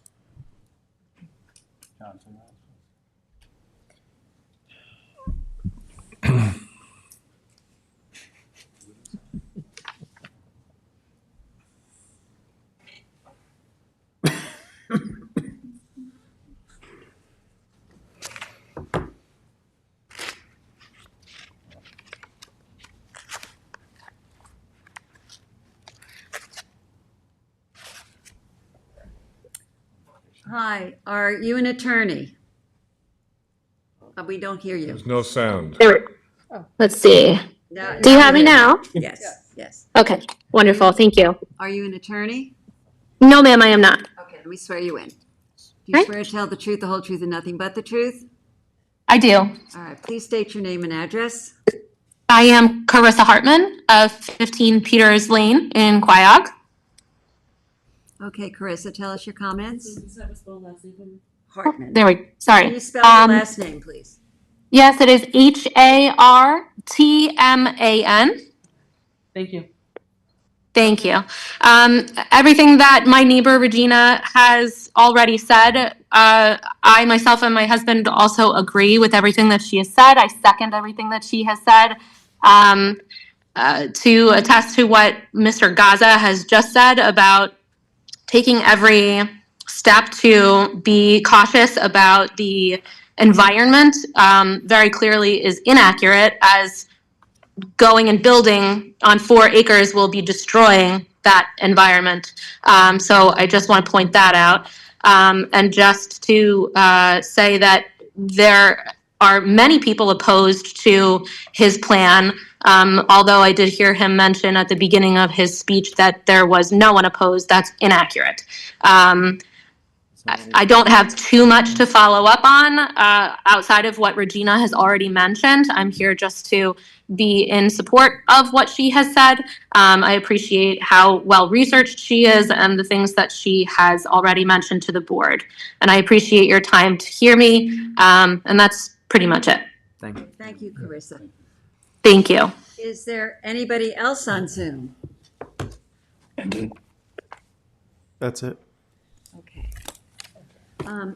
I wanted to ask, where are we on this with the planning board now? What's the status?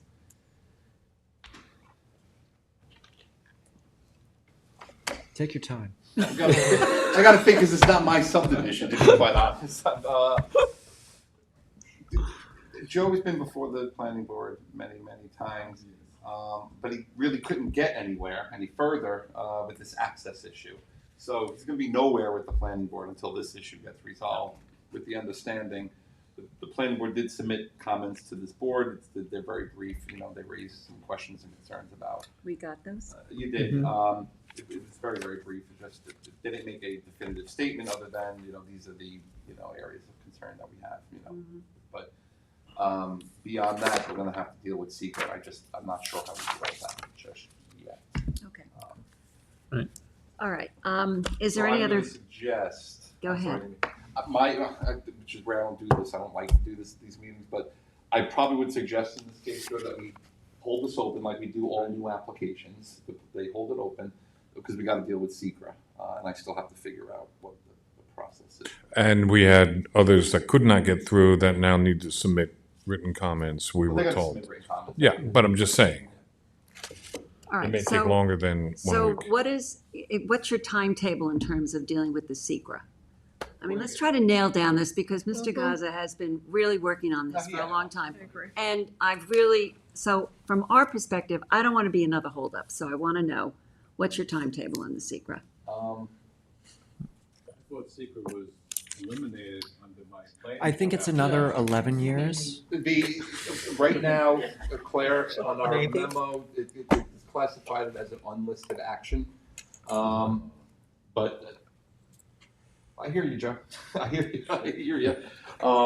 We need to look at that a little bit, to be quite honest, because the other side of it is there's the zoning board application, which is clearly a type 2 action. Right. And we just want to make sure under SECRA that we're not segmenting anything, because you're not supposed to take an action in its entirety and take out and distinguish between a separate action that would be a type 2 versus another portion of the project that would be an unlisted or a type 1. So I just want to make sure that we're not. So is it clear who has ownership of that activity? Because I'm with Susan. From our standpoint, I think we ought to try to keep it moving. Did the planning board coordinate, Anthony? No, it hasn't done anything. No, because I'm sure No we don't have an coordination? environmental assessment form. Okay. Joe believes it's a type 2 action under SECRA. It was in the planning board. If I can go through my files, I'll give you what. Not right now. No. We're fine. Kathleen, what's your suggestion here in terms of the SECRA?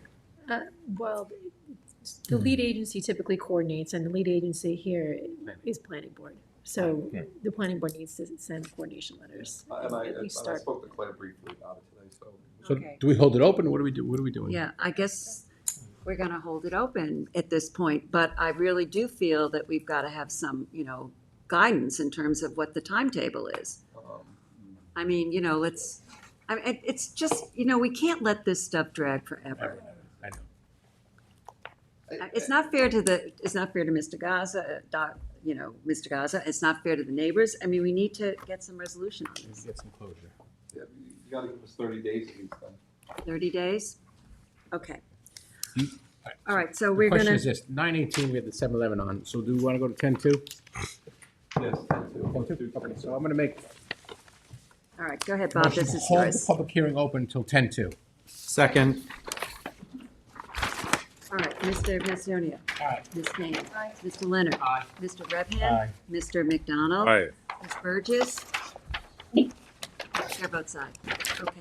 Okay, thank you, Mr. Gaza. Consideration. Number 8 on the agenda, the application of Christine McNamara, 33 Island View Drive West, Noyak, Suffolk County Tax Map Number 900-16-1-75.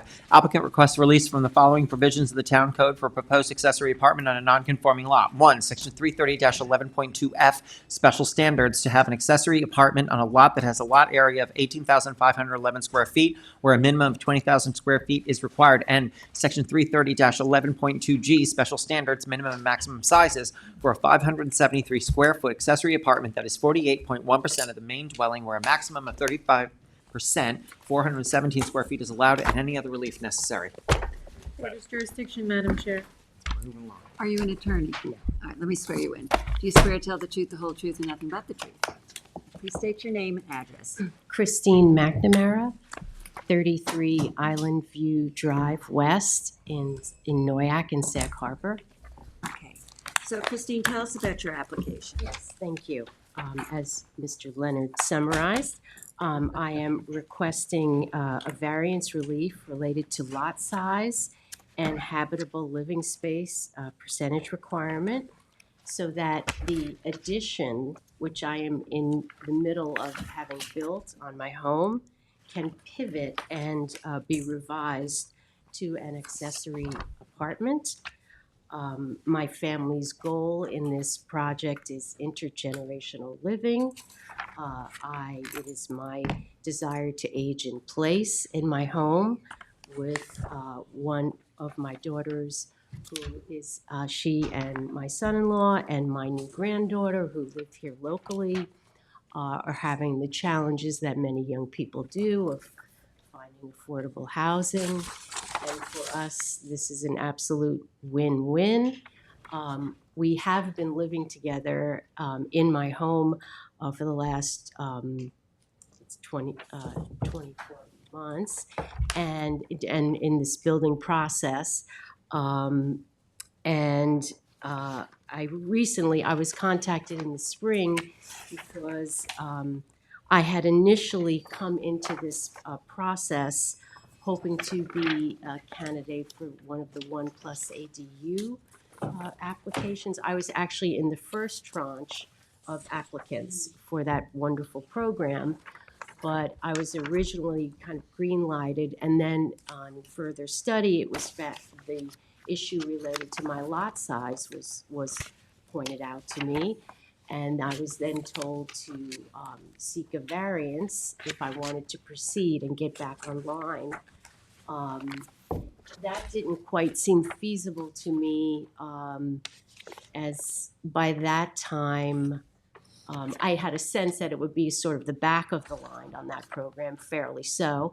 But also in my family circumstances, my son-in-law and daughter had lost their local apartment, were living with me, they were expecting their first child, and we sort of looked around and said we wanted to move forward in what seemed feasible. And so at that point, the most realistic option seemed to be to build an addition, which the plan is for me to live in and for them to occupy the bigger home where my 2 children grew up. So that's it in a nutshell, I think. Okay, well, this is mine. So I went to the property. Oh, good. Yes, and it's lovely, and the addition looks lovely. I did have a question about the front yard setback. Yes. I think the front yard setback is supposed to be 60 feet, is that correct? It's an R40? And I was just wondering, the setback is, for the original house as well, is less than that. So I was just raising that as a question as to whether that was ever addressed. And if we need to address it in this variance, then we should clean up whatever needs to be addressed. Kathleen, did you catch that? I'm sorry, I did not. All right, so I was Christine has an existing house, plus she's already built the addition. The setback, it's an R40. I think the front yard setback is 60 feet. It's at 40 feet. So there was some question it says it's entitled to, is it entitled to C zone setbacks? I didn't know what that was. There was some reference to that. It depends on the the subdivision. Yeah, I'm gonna need health answers. Did you do a single and separate showing? Okay. I did get an You got the approved building permit. I know you did, but I'm still asking, if we have to clean up anything, I would like to make sure that we do it if we grant this variance. Well, then she would need We setback don't relief usually for the grant C-zone unless we have a single and separate proving that she's entitled to that. Are you comfortable with that? I'm presuming, but we have to verify that at the time that they got those permits, that something was produced that showed that they would be entitled to the C residential zoning. Okay. It wasn't in the file, that's why I'm see. asking. Thank So you. if, Ownership since 65. all right, so that it's not an issue. Subdivision was on 67. I just want to make sure that if we're going to Of address course. something, that we Of address course. everything that needs to be addressed. Yes. Okay, so Yes, you're I telling do. me I don't have to worry about that? Oh, thank you. On the front of the denial sheet. Oh, okay, okay. I only read the back of the denial sheets. I never read the front. That's what I was looking for, yeah.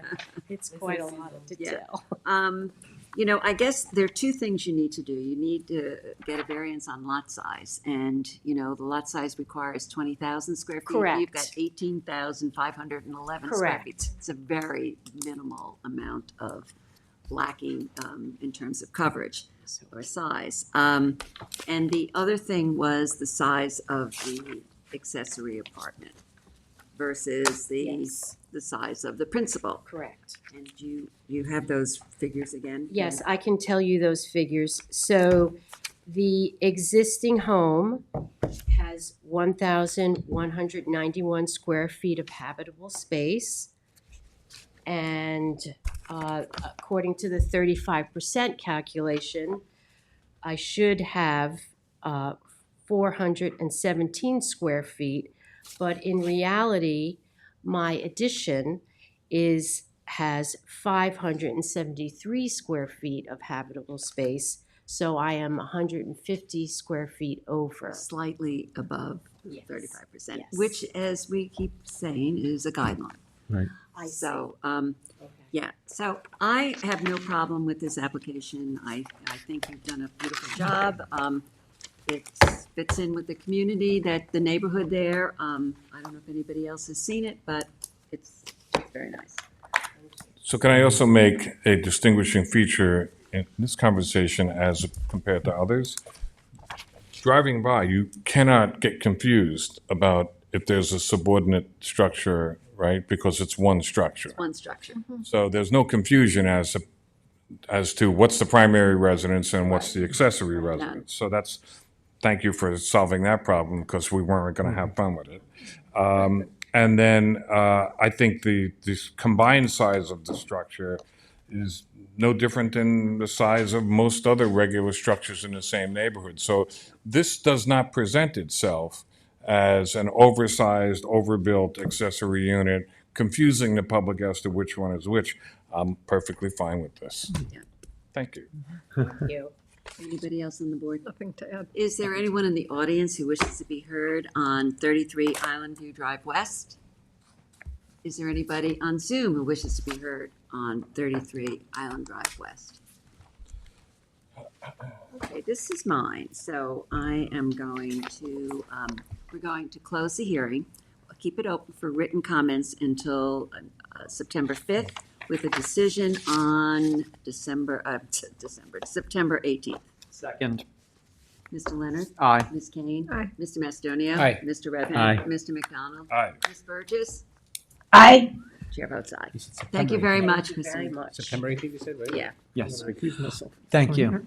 Number 9 on the agenda, Keith and Amanda Vibert, 14 Dock Road, Rensenburg, Spionk, Suffolk County Tax. John, well, let him read first, and she has to take jurisdiction before you can recuse.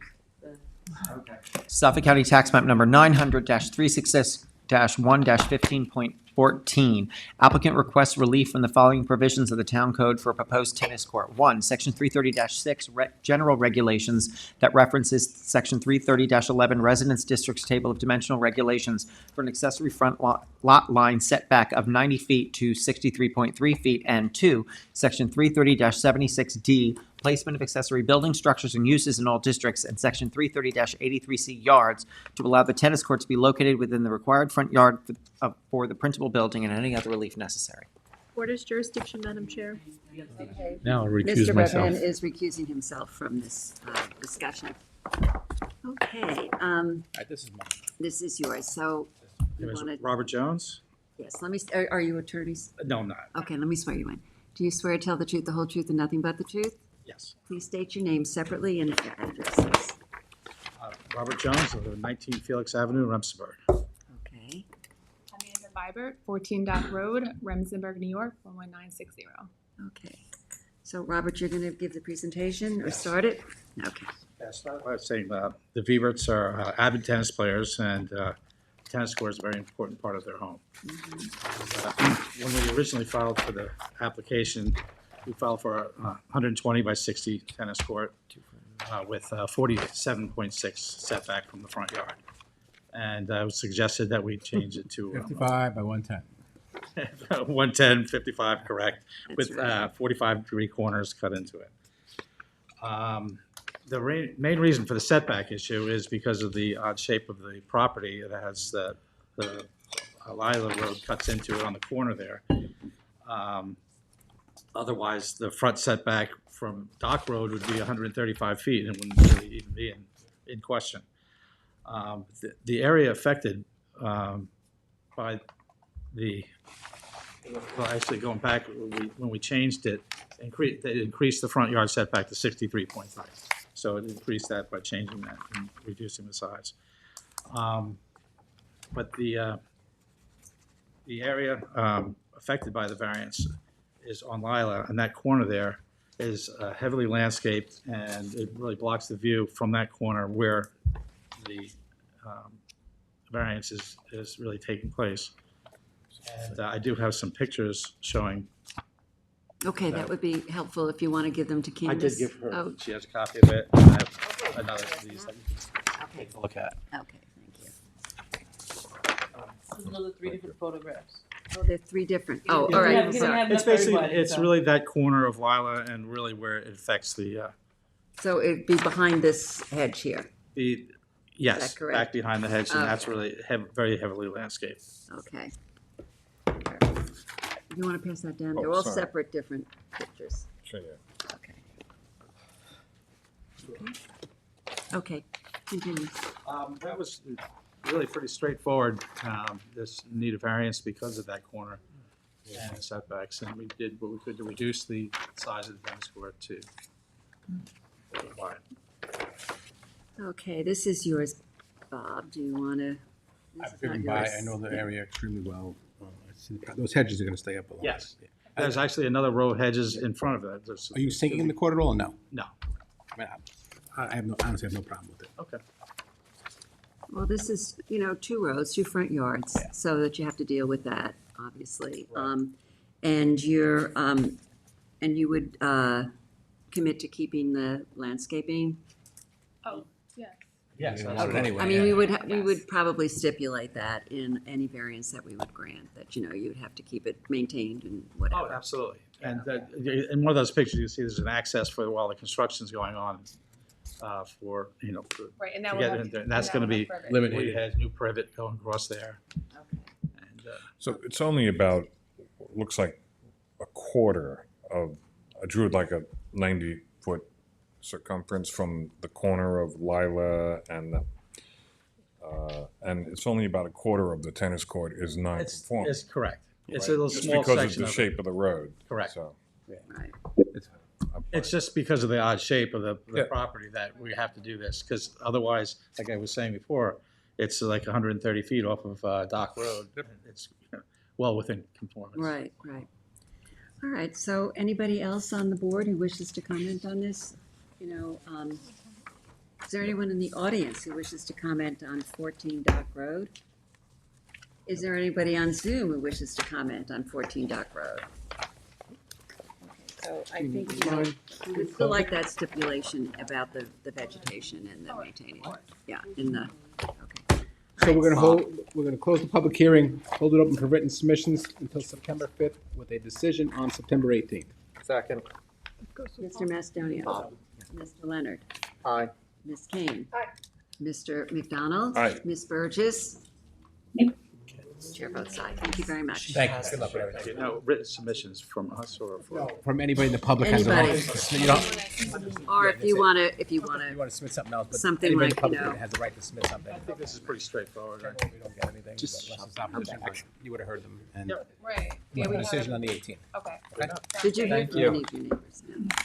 And you can you're either welcome to be here the 18th, or you can watch it on TV or whatever. You don't need to. Okay, number 10 on the agenda, the application of Gerard Perino, 28 Bonita Road, East Quogue, Suffolk County Tax Map Number 900-362-4-28.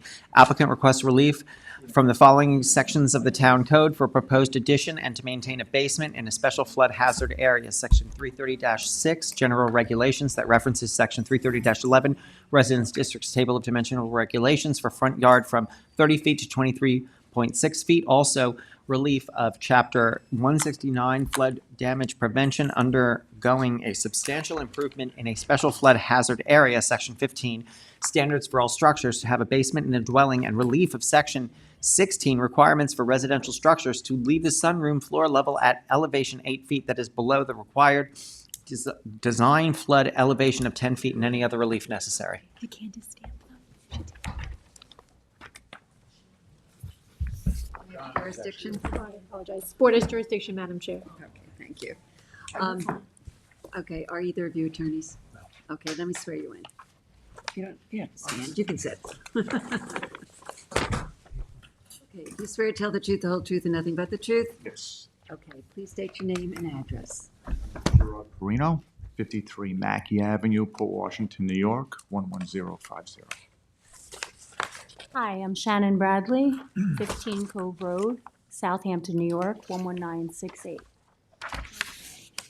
So, so Shannon, you're going to do the presentation? I am, yes. Okay, thank you. Okay, so as I stated, first I want to say good evening. My name is Shannon Bradley, and I'm the agent for Gerard and Ellen Perino. The applicants they request relief from Town Code Section 330-11 for the Resident District Table of Dimensional Regulations. And they're requesting a total encroachment in the amount of 6.4 feet into the front yard on the east side of the dwelling, because there are two front yards. They'd like to construct a small 82 square foot storage area with a balcony above. This small addition will be attached to the existing dwelling. It is R10, the front yard setback is 30, and the storage is reduced to 23.8, so that's where I got the 6.4 from. The applicants also request relief from Town Code Section 169-15 and 169-21 of the flood damage prevention for a total relief request in the amount of 2 feet by reducing the base flood elevation from 10 feet to 8 feet. This parcel is located in a FEMA flood zone. It is an AE8. Due to the fact that the basement and the sunroom are pre-existing from 1954 and the fact that they are not being altered, the applicants request that those two structures remain, or those two elements of the structure remain on the property. The subject premises is located at 28 Bonita Road, East Quogue, Town of Southampton, County of Suffolk, State of New York. The property is identified on the Suffolk County Tax Map number as 900-362-4-28 and is 11,250 square feet in an R10 zoning district. The subject property consists currently of a single-family, two-story residence with 3 bedrooms and 1.5 baths. This is type 2 action under the State Environment Quality Review Action, SECRA, and the relevant provisions of the Southampton Town Code. The property is a small lot conforming to R10 zoning and Shinnecock Shores development. The property has 2 front yards, as it has road frontage, and it has a lagoon on the western property line. It's quite constrained. The proposal is to add an 82 square foot addition onto the east side of the house that will have a balcony above. This addition will be attached to the existing structure, or the existing house. The addition will be used for storage and will not add bedrooms to the house. The storage is extremely limited on this property, as only a crawl space basement primarily exists under the dwelling. The applicant also proposes leaving the pre-existing crawl space basement in place, as well as leaving the pre-existing sunroom. There is a proposal to add a balcony over the sunroom. These two pre-existing elements of the structure have been in place since 1954, which I already stated. The applicants feel that they are entitled to request the relief because the benefit of the applicant outweighs the detriment to the health, safety, and welfare of the neighborhood or community by such grant. Furthermore, the applicant feels that they meet the five-part test set forth in section 330-166C of the town code, as well as the standards set forth in 267B of New York State law as follows. We feel there's no undesirable change that will be produced in the character of the neighborhood, nor will the detriment to nearby properties be created by granting the dimensional relief, as the neighborhood consists of many similar homes that are 2 stories and they're all on small lots. The benefit sought by the applicant cannot be achieved by any other method feasible for the applicant to pursue. Given the small size of the lot and the 2 front yards caused by the road frontage and placement of a lagoon. 3, the relief request is not substantial, as the storage addition is only 82 square feet, which is going to be attached to the existing principal structure. 4, the proposed variance based on the facts circumstances of this particular application will not have adverse effect or impact on the physical environment conditions. And 5, the variance requests are not self-created, as the crawl space and basement and sunroom are pre-existing and are not being altered. Construction of the 82-foot storage addition has not begun yet. As far as the town code section relates to 169-21, before I read this, I just want to know if it's lengthy, I just want to know if you would like me to give you, the answers or the rebuttals to that code as far as what we believe and feel. Go ahead. You're making your presentation. Okay, as far as Town Code Section 169-21 relates, the applicant strongly believes that no dangerous materials will be swept onto other lands causing injury to others. Number 2, the danger to life due to flooding or erosion damage does not apply to the crawl space or basement, as it will only be used for storage of personal property, and no life will be lost, as no one will be recreating nor sleeping in that area. Property items stored in the crawl space basement could be damaged in a flood, but that would be solely the responsibility of the homeowner to handle. It will not present danger to life. Number 3, the susceptibility of the proposed facility and its contents to flood damage and the effect of such damage to the individual owner would be minimal, as the owner only plans to store outdoor furniture in that space. There are no services provided by the proposed facility to the community. Number 5 was not applicable. Number 6, the crawl space, basement, and sunroom are in pre-existing location from 1954, and it would be financially a hardship for the homeowners to relocate them. The proposed use is compatible with the neighborhood. That's number 7. Number 8, the proposed use is for storage, and if granted the variance, it fits with the comprehensive plan and floodplain management program in the area. Number 9, the proposed storage addition and relief from the base flood elevation 10 foot down to 8 foot does not affect the safety access to the property in times of flood for ordinary and emergency vehicles. Number 10, there's no cost to local government, and there are no dangers associated with conducting search and rescue operations during periods of flooding if requested relief is granted. Number 11 wasn't applicable. Number 12, there will be no cost of providing government services during and after flood conditions, including search and rescue operations and maintenance and repair of public utilities and facilities such as sewer, gas, electric, and water systems, and streets and bridges if the requested relief is granted. The applicants and I would like to thank you for your consideration, and I am happy to answer any questions that you might have. You're welcome. Okay, thank you. This is John, so do you want to start us off, John? Yeah, I really just have one question about that shed coming out. It just seems that all the other houses I spent some time on the street, are set further back, that like just sticks out. It Yeah, makes it that sticks front out about 5 feet. so, that, I don't know, it just seems to affect, that's the one thing I did not We had it, to look. it's not gonna be that bad.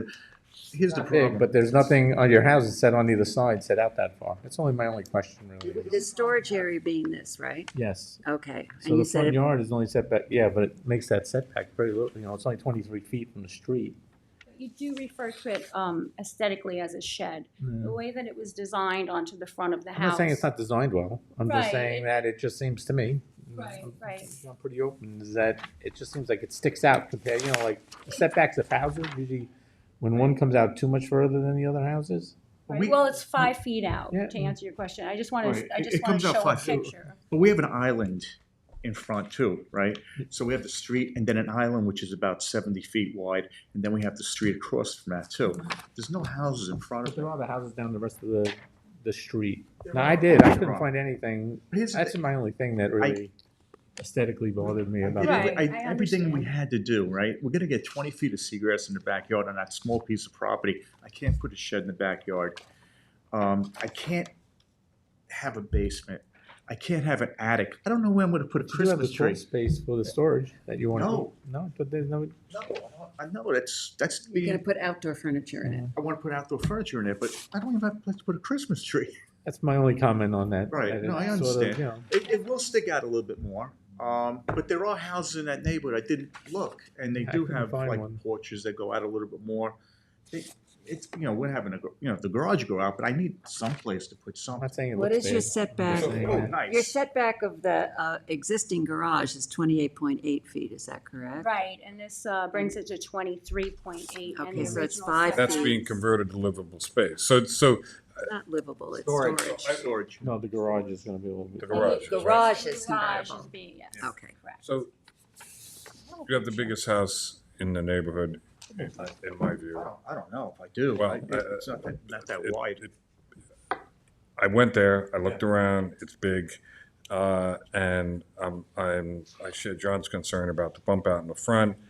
And, as far as, complying with the floodplain ordinance that exists for a reason, and I don't think that it should be varied in this instance, and I don't see, what's the compelling case for failing to comply with that, other than you'd rather not, which I No, understand. we took this very seriously. So Shinnecock Shores lots are very constrained as far as you have to work with wetlands and Marty, and you have revegetation, and you have buffer, so you're shrunk in the back. So then you have, it's actually 2 front yards, so you have the setbacks, it really constrains you. So all the homeowners in this area have to really seriously consider what their building envelope is and what they can have, within their, within the zoning. So they very carefully thought about it. It's not that they just wouldn't rather have it. They don't have any storage. You can't put a storage shed in the front. You So had a they garage and you decided to convert it into space, and now you're here telling us you have no storage. Right, but they're very small homes to begin with. Oh, So I they're just understand trying to have, convert that into habitable space for living space. I mean, the reason my kids, one is just getting married. The other one is gonna be getting married. I want my kids to come to a place that's comfortable.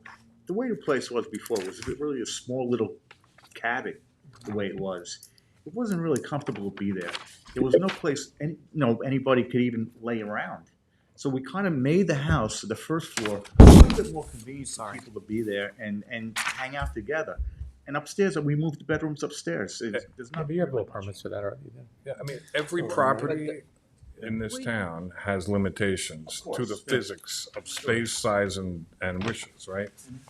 So, We did carefully But if- plan and execute a meeting with the chief building inspector in reference to the building standard and codes for FEMA, and we did actually receive approval to file for this variance. We thought it was very important that we met with somebody in reference to that before we came to you. And there is a form that we had filled out after a lengthy meeting with Mr. McDermott, and we did discuss the you know, the danger to life and property and whatnot. And he did sign this is a code enforcement official variance questionnaire. He did sign it that he was in favor of letting us come here. So it wasn't like we just came here on a whim and didn't consider, you know, just that, you know, that it Right, wasn't but if Can I very. ask you something about the basement crawl space? Do you have any electrical equipment down there? That's all out. Everything's coming out. There's So not gonna be no everything that's electric or anything. electrical is out. Everything's We out. have in the past agreed to allow these basements to exist with the caveat that you hold the town harmless and, you know, everything that you mentioned in your, I mean, so because. Right, but this basement and this sunroom have existed since 1954, correct? Correct. So what we would be doing by denying you this variance would be requiring you to pull it out, would we not? And that would be. Fill it in, I think, Or- it's fill it in, yeah. Either way. Yeah. Right. Either way, and that's costly, It's gonna correct? be a lot Very of money. costly for Mr. Perino But to I- do but that. I It do is a think there's- hardship. And We do deprives you feel- of space that you've used in the past. I think there's a way to get around it. Man, I've been doing everything they asked for. It's been 3.5 years trying to build this house. Yeah, I'm not so concerned about the sunroom, I'm not concerned about the basement, it's existed since 1954, there haven't been any major issues, I believe. But I do want some stipulations, like you know, that you reflected in your presentation, that if we agree to allow the variance to exist, that you agree that it's for, it, you know, no liability, you know, you take full responsibility. I think it should also, What it can be used for. if the house is ever sold and demolished, that it cannot be rebuilt. Absolutely. In our My kids discussion, will That I would be so- happy in with. our discussion with the chief building inspector, we thought to come up with an idea, because I see it on the plans often, of them stamping on the building, and it carries over to the certificate of compliance. No sleeping, no cooking, whatever they need to stamp on that through the building department. We thought that would be addressed there, and he agreed that that was a good idea as well. So Mr. Perino's very open to doing that with the pre-existing crawl space basement, and I guess it was something we're very willing to do. And the other thing on that bump out, we had it on the plans for 3.5 years. My previous expediter, Kevin Springer, came and met probably about 3 times with you guys, and he told me, oh, it's all approved. So what do? We went out to get all the materials to build it. I have $20,000 worth of materials sitting there. Neighbors. Nobody's here to complain about it. Nobody's Well, have complaining. you heard from your neighbors? Yeah, they're fine. I just spoke to Mario across the street today. One of your neighbors, the house is considerably larger than yours, your next door neighbor is considerably larger than yours, and also has a shed in the back. I have a picture Exactly. of that. This house right here is Can I enormous. just in ask comparison to you yours. something about, you know, one of there is a variance that you received for pyramid relief, There is a variance. that you received for pyramid relief. That is correct. And when I looked at the plans, the final plans, you built something considerably less than what the variance Right. covered. We did. So what I'm going to suggest is that when we approve, if we approve this variance, that we approve it with the survey and the plans that show the reduced pyramid, so that you can't come back and say, well, you gave us 2,400, you know, before. Yeah, it's fine. So this is the limitation. Okay. So whatever is on your plans now is what it is. Once I it's mean, built, is that I'm done. fair, Kathleen? This has been a nightmare. Absolutely. I do have a question. Do you need a variance from the state of New York for that? Yes, Right, there so will in be the- one filed. So what it is New York State requires us to come here first. I understand. So just for the board's information, in the past, you have conditioned any relief on that variance, that state variance being obtained. Okay. And do you agree with me in terms of the, you know, hold harmless and the liability issues and We don't really, we've talked about this before, and it did come up in this previous case. Yeah, there's another Hamid case. Mutabar, in February of 2024. Don't know that a hold harmless is appropriate, but certainly if the state requires the variance, or withdrawing, if the state grants the variance, then we can condition hours on that. My understanding is that there was a conversation, I can't speak to it because Katie was counsel, about a hold harmless, and they did not do one. If the applicant's willing to sign a hold harmless, I would recommend that. Yeah, I don't see the downside. Yeah, I agree. I don't agree. either. I would really like to see I that. mean, I think this is a mistake that we're even considering this, but, you know, the board gets to decide what it wants to do. That's In ludicrous terms of that the we're even basement, having this Kevin? conversation. But, okay.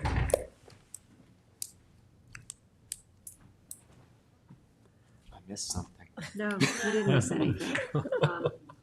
It was like dun, dun, dun. All right, so the fact is that we would condition any variance that we would grant you on the basis of the state also granting you a variance. And Yeah, you would be sure. willing to sign a hold harmless. Yes, yeah. Okay. The only thing I'm putting in the basement is furniture, because I don't want, things get windy over there in the wintertime. I can't have anything outside. Yeah. I have to have someplace to put that outdoor And you furniture. know, again, Kevin, this is a 1954. I understand that, but I understand what you're saying also.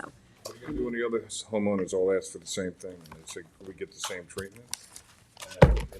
The other homeowners are coming in, if they take the house down, number one, then that's a whole different, it's not a No, 1954. they're all gonna do the same thing. And the whole point of a floodplain ordinance is to make houses conform to the floodplain rules of today, not protect the way houses were built in 1954 when we didn't have the knowledge of what we now know today. Sea level's only rising, it's not going lower. true. Floodplain ordinances will only get more strong, not less strong.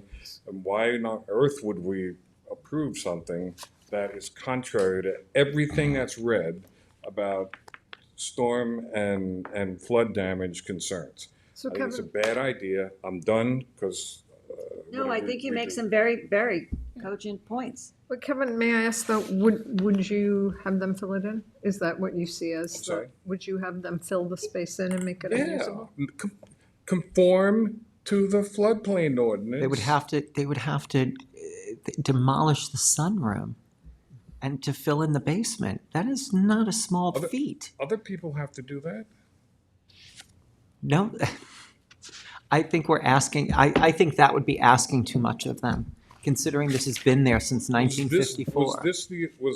Was the assumption in the first variance granted that would happen? No. I don't think we know that. Meaning assumption, meaning fill it in?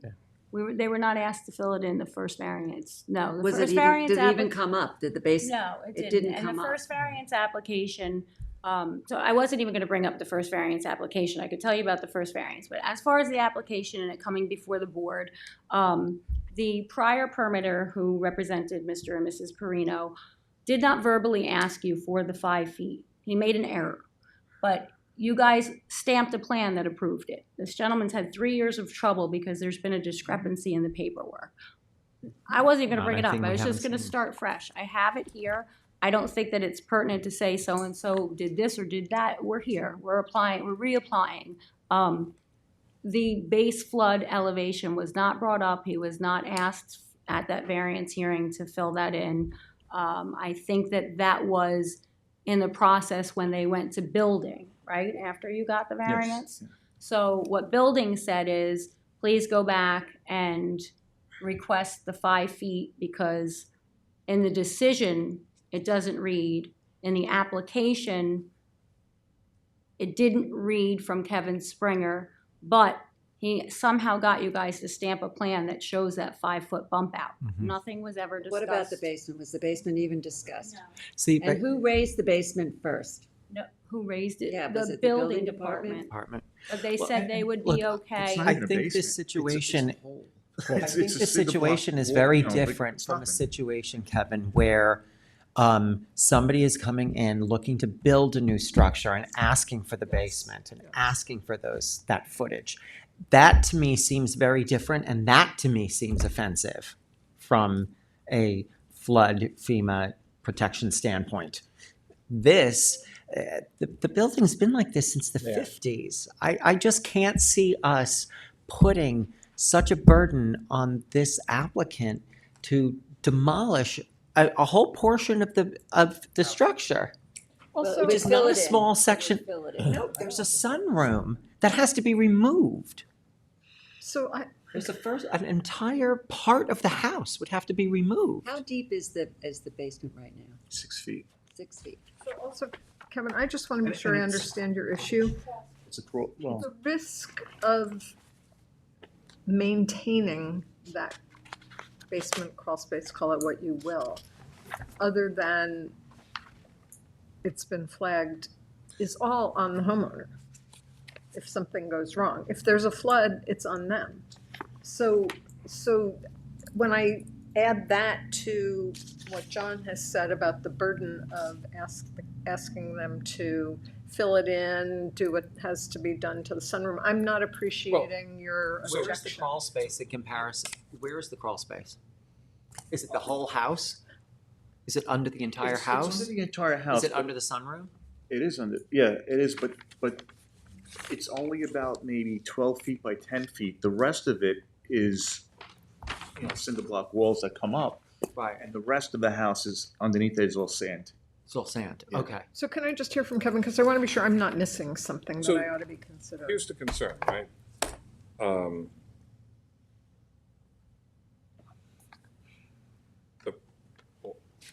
I'm not making this up, right? The code says that this should be done. So I get that part. we're being asked to vary it.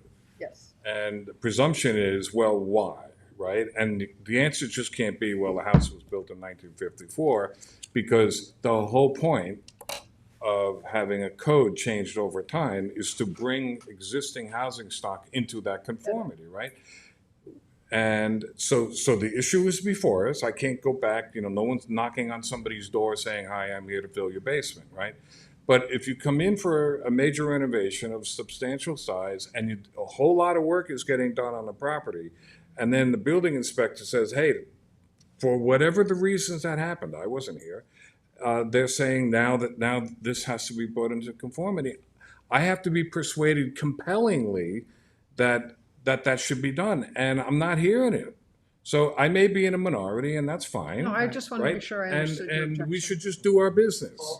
A question I would have is, you can't, look, the sunroom is a 216 square foot part of the structure that you would be asking them to demolish. It's also a 1 story, so you would have to, there's a roof to it as well, I presume, that would have to be repaired in order to put the house back in. The whole house is being gutted right now.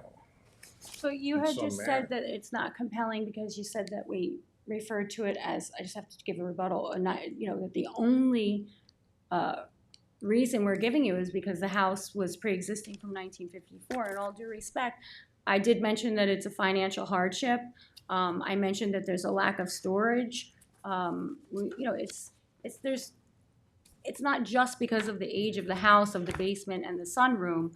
What happened is when the original application came in, they were going to add a second story and move the 3 bedrooms to the upstairs so that they could have larger living space downstairs. And just let me know if I'm going correctly with this. They're not adding any bedrooms. I see a lot of different applications where people are adding a lot of things. They made the house bigger, but their storage got smaller, and we do want to request that they don't have to fill that in. It's not only because of the age of the house. That is predominantly a very good reason, we feel. We did take the time to meet with other departments to go over what could be done down there to bring it as close to today's day of age by putting flood vents in, pumps, anything that we could look in the FEMA guidelines. No electric in there. Right, we were gonna waterproof it, all the things that are in there, the homeowner is very willing to do. It's just, he wants to. What part is the existing 1-story dwelling being gutted and? It's already No, done. it's They're already working done. on it already. The house is being It's worked already on. done. So, in here, Okay. it says mine says 2-story, it does say. Okay, so what I was going to say earlier was, I don't think that we can bifurcate this and choose to enforce one part of this flood rule and not another. So I would never require you to demolish the sunroom. Thank you. Okay. And so then the question becomes, well, can we then selectively say, oh, but you have to fill in the basement? And I don't see that we would be able to do that. I don't see that there's I think a we could do path to that if that. we wanted to.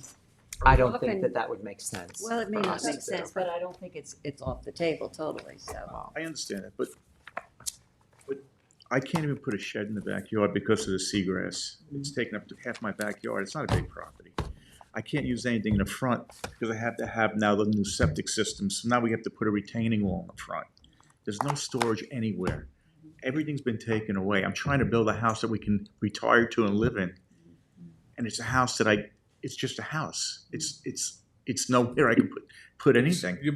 You bought a house on a modest lot that has a modest house, and With the intentions of hopefully one day. you know, I'd love to have a half-acre house on a quarter-acre lot. It just doesn't fit, right? I mean, that's sort of the problem. We're you building have, up sir, on. with all due respect. We're building up on the foundation. We didn't do anything outside of that foundation. The footprint is what the footprint is.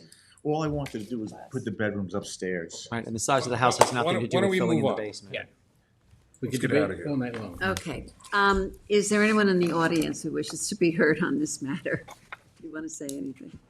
Okay. Is there anybody on Zoom who wishes to be heard on this matter?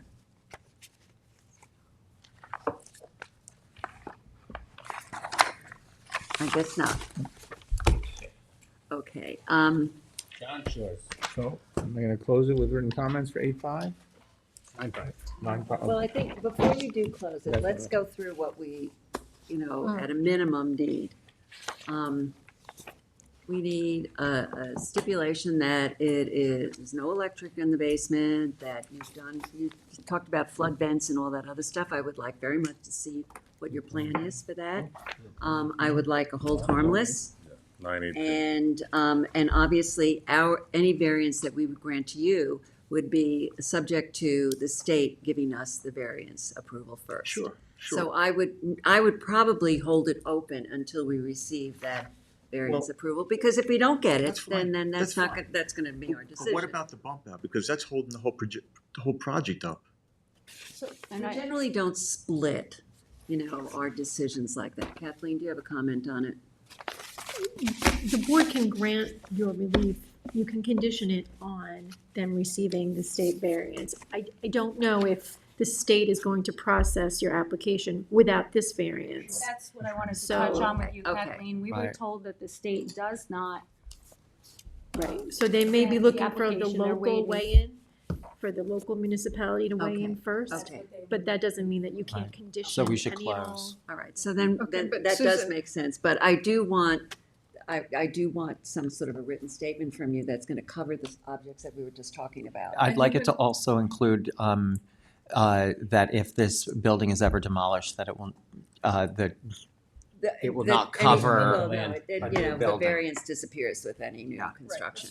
And the greater variance that was granted in the past Yes, we is have to reflect. expunged, or whatever the right word would Is, be. the 2,400 whatever, Vacated. cubic feet is no longer. What? So if we grant a new variance, it supersedes. No. I was trying to write down what you were saying, I just gave up. 'Cause I just put stipulation outlining. Okay, all right. Discussion. That bump out because. Well, we we're gonna can't consider side the that. house. No, all right, so what we're gonna do is we're going to close, I'm talking for Bob, but we're gonna close John. it's John, sorry. We're gonna close the public hearing, keep it open for written comments, and we'll have a decision date. And that decision date will include the bump out. Okay? But it is conditioned on getting the state variance. So we still have to wait for the state variance, right? You don't have to, Don't. the building department has to wait. Okay, so we could grant conditioned on that you've got to get the state variance for the basement and, We whatever. would condition Get it. the state variance without the town municipal, without a variance from you guys. So we could say, say we approve the basement issue. But the building department's not gonna let you, explain it, Kathleen, you're still held in abeyance. I would borrow the language from one that you've done previously, to the extent that you're inclined to grant this, which would say, the granting of this relief is subject to such other conditions and permits as applicants have already acquired or may otherwise have to acquire for final approval of the subject premises, including securing a variance from the Department of State prior to the issuance of any further permits or certificates from the town. Okay. But the state has nothing to do with this bump out, right? We don't It has to do with the So they FEMA. can't break the, issue. they can't break The the, flood issues. they can't break the request in half. No, So it's- we can't, we've asked We for can't, two partially different approve it and things. partially hold it up, and, we generally just, I think the building department, and correct me if I'm wrong, the building department may be able to. Allow them to move Because forward. When people ask for multiple variances, you can, because the variance runs with the land, they can take portions of that variance. So every time they get a permit, they have to keep submitting that variance. As long as that chapter 169 doesn't affect the bump out, he may be able to, that's something you have to find out from the building department. Because that's. Where is So the board is saying they can't separate their We don't decision, separate it, but the building department may be able to. separate your Because that's permits. holding everything I don't back, know. because if we can't side the house, we can't do the electric. I understand. And then without the electric, we can't do this, it's But, just. but that's out of our jurisdiction, Right, so okay. we look at the whole, right. So do you want a sixth condition? Do you want to hold harmless from the Yes. homeowner? Yes. Okay, so there's 6 conditions. No electric in the basement, which there's not going to be, but we will, that's in the building plan, it shows that. Flood vents is something that I think we have to add in. If the building ever gets demolished, that this variance doesn't carry over to Correct. To a new a structure. new structure. And then And the we. basement would be filled in. And the basement would be filled in. And then the greater variance we're giving up to what exists now for pyramid height. Right, the Okay. existing pyramid height. And then a hold harmless from the homeowner. Yes. Well, you did a very good job. Oh, thank you. Okay. Thank you. Okay, is there anything else that we didn't mention? Okay. All right, John, this is yours. All right, so we're closing with written comments for 9.5. Okay. And a decision on 9.18. Second. Mr. Redhand. Aye. Mr. Leonard. Aye. Ms. King. Aye. Mr. Macedonia. Aye. Mr. McDonald. Aye. Ms. Burgess. Aye. Chair votes aye. Okay, Okay. thank you. Thank you. Thank you all. Thank you. Have a good night. Number 12 on the agenda, OAF New Horizon Homes Incorporated, 10 Sagamore Road, Hampton Bays, Suffolk County Tax Map number 900-230-1-19. Thank you. I'm sorry? Finalmente. Hello. Italiano. Okay, I've sworn you in before, and you've come back Yes, ma'am. with some new ideas, so why don't you tell us about that? Okay, so I went back to the drawing table. We were able to move the pool back further in now. And it's like a little bit back a little bit than the neighbor's pool. And I think we parallel this point with the neighbor's pool. So I was able to move this, the new IA system from the back to the front. I thought that I was not able to do that, but I am able to do it. So instead of leaving the IA system on the back, that was shifting the pool towards the front because it had to be 20 feet from the IA system. So it was putting me on the front. So I was able to move it back. So we're gonna reroute the IA system to the front of the house now. So it gave me the setbacks to the back now. So What is the setback relief you need now? it would be 39 feet, I believe, if I'm not mistaken. 40 feet. 40 feet, yeah, sorry, thank you, ma'am. It's no further than the front of the house now, right? No, it's like. It's back from the front of the Yeah, house. towards the. Are you looking at a changed plan? Because I'm. Yes, I submitted change Oh. plans, yeah. Yeah. I submitted 10 copies. It's in the, Did that- Submittals. it's in the submittals. Oh, sorry, I didn't. I've seen it, but I don't know. So it lines up with the back of the house. Yes, sir. Yeah, it lines up with the back of Yes, the house. yes, ma'am. You see it, Kevin? Yeah. Right. Okay, got it. The only thing you didn't do was make it a little bit smaller. Did you give that some consideration? Looking at what my neighbor had, I think we have the same size of pool, and it's not further from the more, it's towards the back now, so I put that. What's the pool, 20 by 40? 20 No, by it's less than 35. that. It's less than that. Yeah, it's more than that, you know what I mean? I Well, moved it back. you did. You did move it back. You listen better than some other people, but thank you. And you moved the AI system. Well, that was the question that we had last time, whether you could do that. And he looked Whether into it and you he would did. have the room to do this. Yes. Yeah, you gain 20 feet in the front. You got it. feet in the front. That was good. And you know, I think we talked about this the last time about vegetation. Yes, ma'am. And, you know, some sort of like a, you know, screening. So you would agree to screening? Did you put that in the plan or not? No, I did not. I didn't do that at all. You're gonna do the pool first and then the IA system, The IA system, and then I have to see what, you know. only because That I have to do that first. no other way to do it. Yes, okay. All right, but there will be screening, Yeah, so oh, we yes, could. of course, ma'am. I have to have Okay. privacy on my property. Okay. In the pool. No one wants to see. Any other comments from the board? So this was yours, Thank Kevin. you for your. We're assuming. Is there anybody on Zoom who wishes to be heard on this matter? Okay, Kevin, this is yours. All right, so I'm gonna suggest, I'm gonna move to close the hearing, with written comments accepted, up until 9/5 with a decision on 9/18. Second. Mr. McDonald? Aye. Ms. King? Aye. Mr. Leonard? Aye. Mr. Aye. Mr. Redmond? Aye. Ms. Burgess? Chair votes aye. Thank you very much. Thank you so much. Thank you Thank for your time. you. Thank you very much. Good luck with everything, sir. Okay, That is it. let's get to decisions. Up to the decisions. Okay, let's see who's up for decisions. All right, John Leonard, Okay. minor decision. I have a minor decision in the matter of Catherine Hickey, Suffolk County Tax Map Number 900-319-6-28. This application is for property located at 68 Homewood Drive, East Quogue.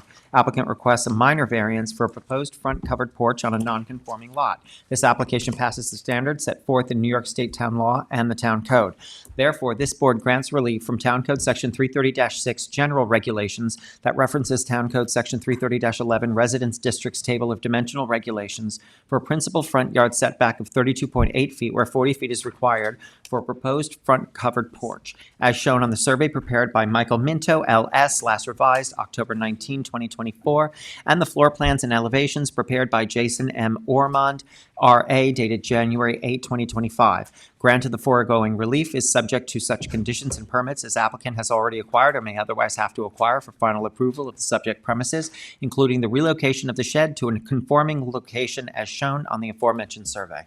Second. Mr. Leonard? Aye. Ms. Kane? Aye. Mr. Mastonia? Mr. Redhand? Aye. Mr. McDonald? Aye. Ms. Burgess? Aye. Chair votes aye. Okay. All right, Helen's got one. Would you like to read this, Kevin? Sure. A minor. Okay, this is a motion in the matter of Andrew, or I'm making the motion in the matter of Andrew and Lisa Hoffman, Suffolk County Tax Map Number 900-368-5-31. This application is for a property located at 26 Bridle Path, Remsenburg.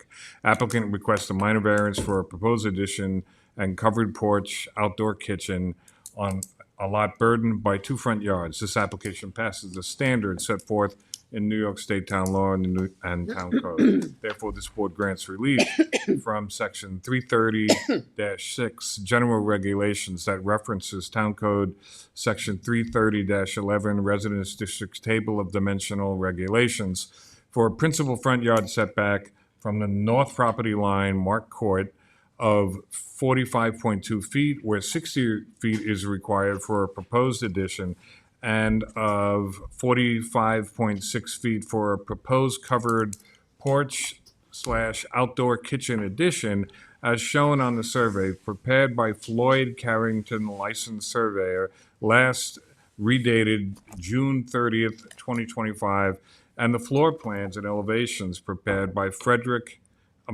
William Frederick Heine, Aye. registered architect dated July 15th, 2025. Grant of the foregoing relief is subject to such conditions and permits as applicant has already acquired or may otherwise have to acquire for final approval of the subject premises. Second. Mr. McDonald? Aye. Mr. Leonard? Aye. Ms. Kane? Aye. Mr. Mastonia? Aye. Mr. Redhand? Aye. Ms. Burgess? Aye. Chair votes aye. Okay, I have a minor decision in the matter of Barry Gordon, excuse me, Suffolk County Tax Map 900-104-2-21. This application is for property located at 153 Summerfield Lane, Watermill.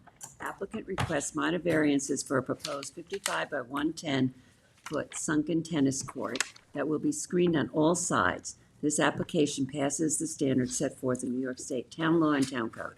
Therefore, this board grants relief from Town Code Section 330-6 General Regulations that references Town Code Section 330-11 Resident Districts Table of Dimensional Regulations for an accessory side yard setback of 15.3 feet, where 20 feet is required from both the north and south property lines for a proposed 55 by 110 foot sunken tennis court, as shown on the survey prepared by William R. Simmons, 3rd LS, dated June 9, 2025.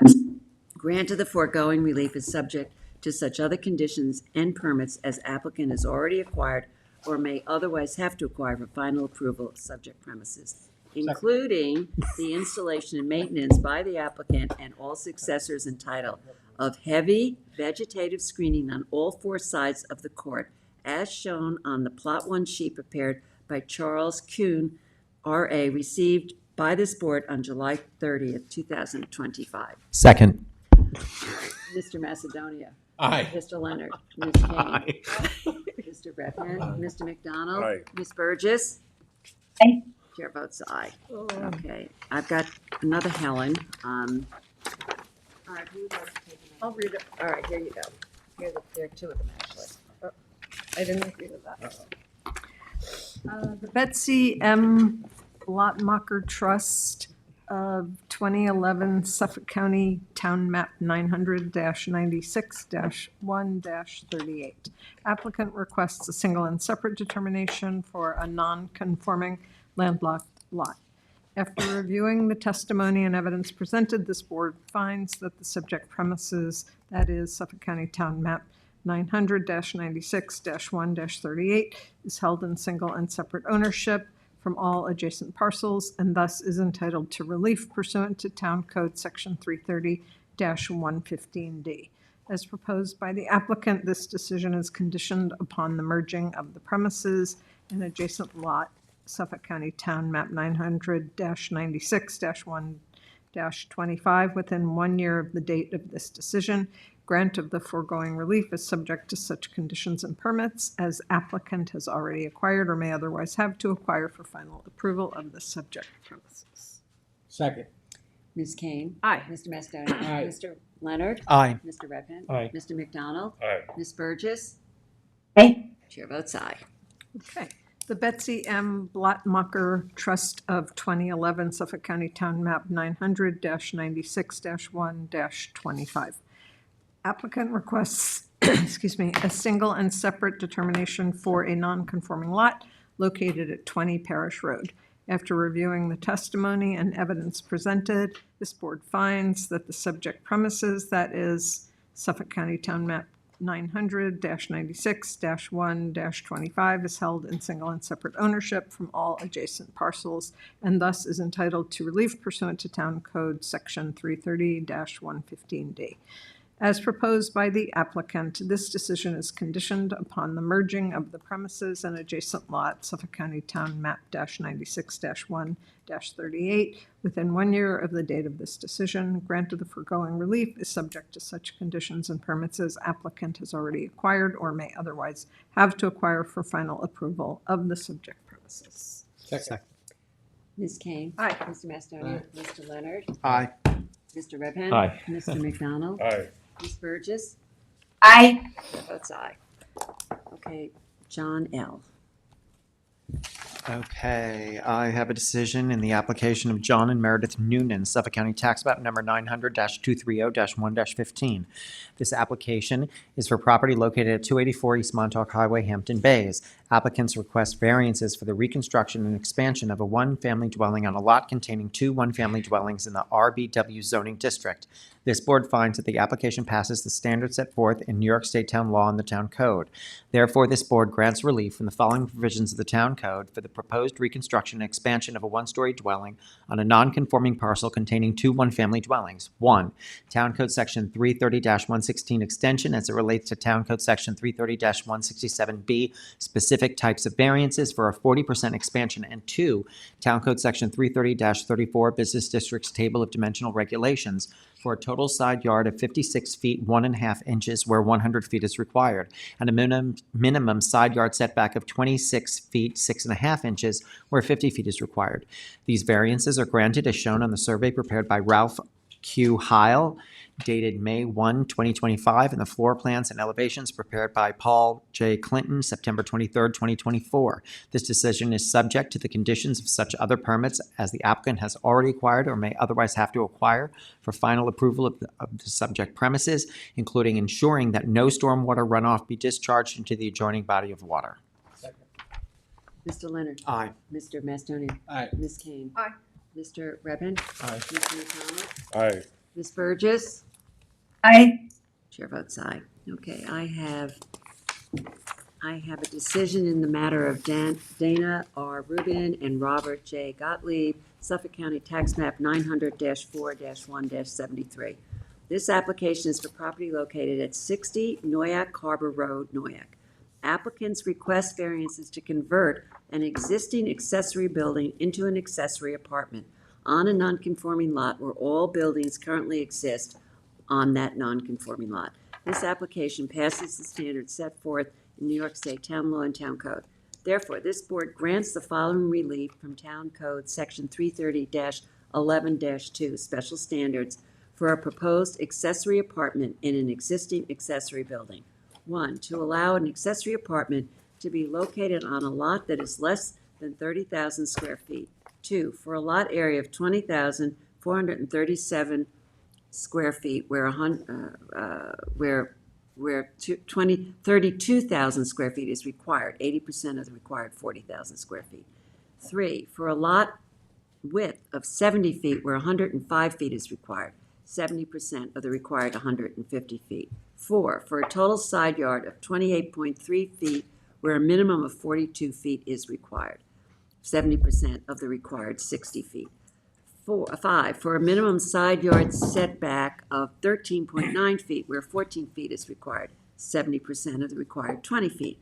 And 6, for an accessory side yard setback of 10.2 feet where 14 feet is required, 70% of the required 20 feet. These variances are granted as shown on the survey prepared by Jeffrey W. Hatterer, LS, last dated March 19, 2025, and the plans and elevations prepared by Sean F. Leonard, R.A., dated March 18, 2025. Grant of the foregoing relief is subject to such other conditions and permits as applicant has already acquired or may otherwise have to acquire for final approval of subject premises. Second. Mr. Mastoni. Aye. Ms. Kane. Aye. Mr. Leonard. Abstain. Mr. Redmond. Aye. Mr. McDonald. Aye. Ms. Burgess. Abstain. Abstain. All right, chair votes aye. Okay, Bob. Okay. This is for South Dune Builders, Suffolk County Tax Map 900-380-1-27. This application is for property located at 4 Cricket Path, Remsenburg. Applicant requests variances for a proposed first and second story additions to a pre-existing dwelling on a long and narrow lot. This application passes the standards as set forth in New York State Town Law and Town Code. Therefore, this board grants relief in the following provisions of the Town Code for a proposed first and second story additions. 1, for proposed second story addition, Town Code 330-84D, period law for a total sky plane encroachment to the south of 550 cubic feet, and 2, for the proposed one-story Town Code 330-115C continuance for a principal rear yard setback of 55.43 feet where 56 feet is existing for the proposed one-story addition, and for a setback of 53.97 feet for proposed roof over patio, all shown on the site plan dated April 2nd, 2025, and plans and elevations dated printed March 3rd, 2025 of Alexander Joseph Kahn, registered architect. The grant of the foregoing relief is subject to such other conditions and permits as applicant has already acquired or may otherwise have to acquire for final approval of the subject premises. Second. Mr. Mastoni. Aye. Ms. Kane. Aye. Mr. Leonard. Aye. Mr. Redmond. Aye. Mr. McDonald. Aye. Ms. Burgess. Aye. Chair votes aye. Do I have a motion to close? Motion to close. All in Second. favor? Second. All in Yes. favor? Aye. Meeting is adjourned.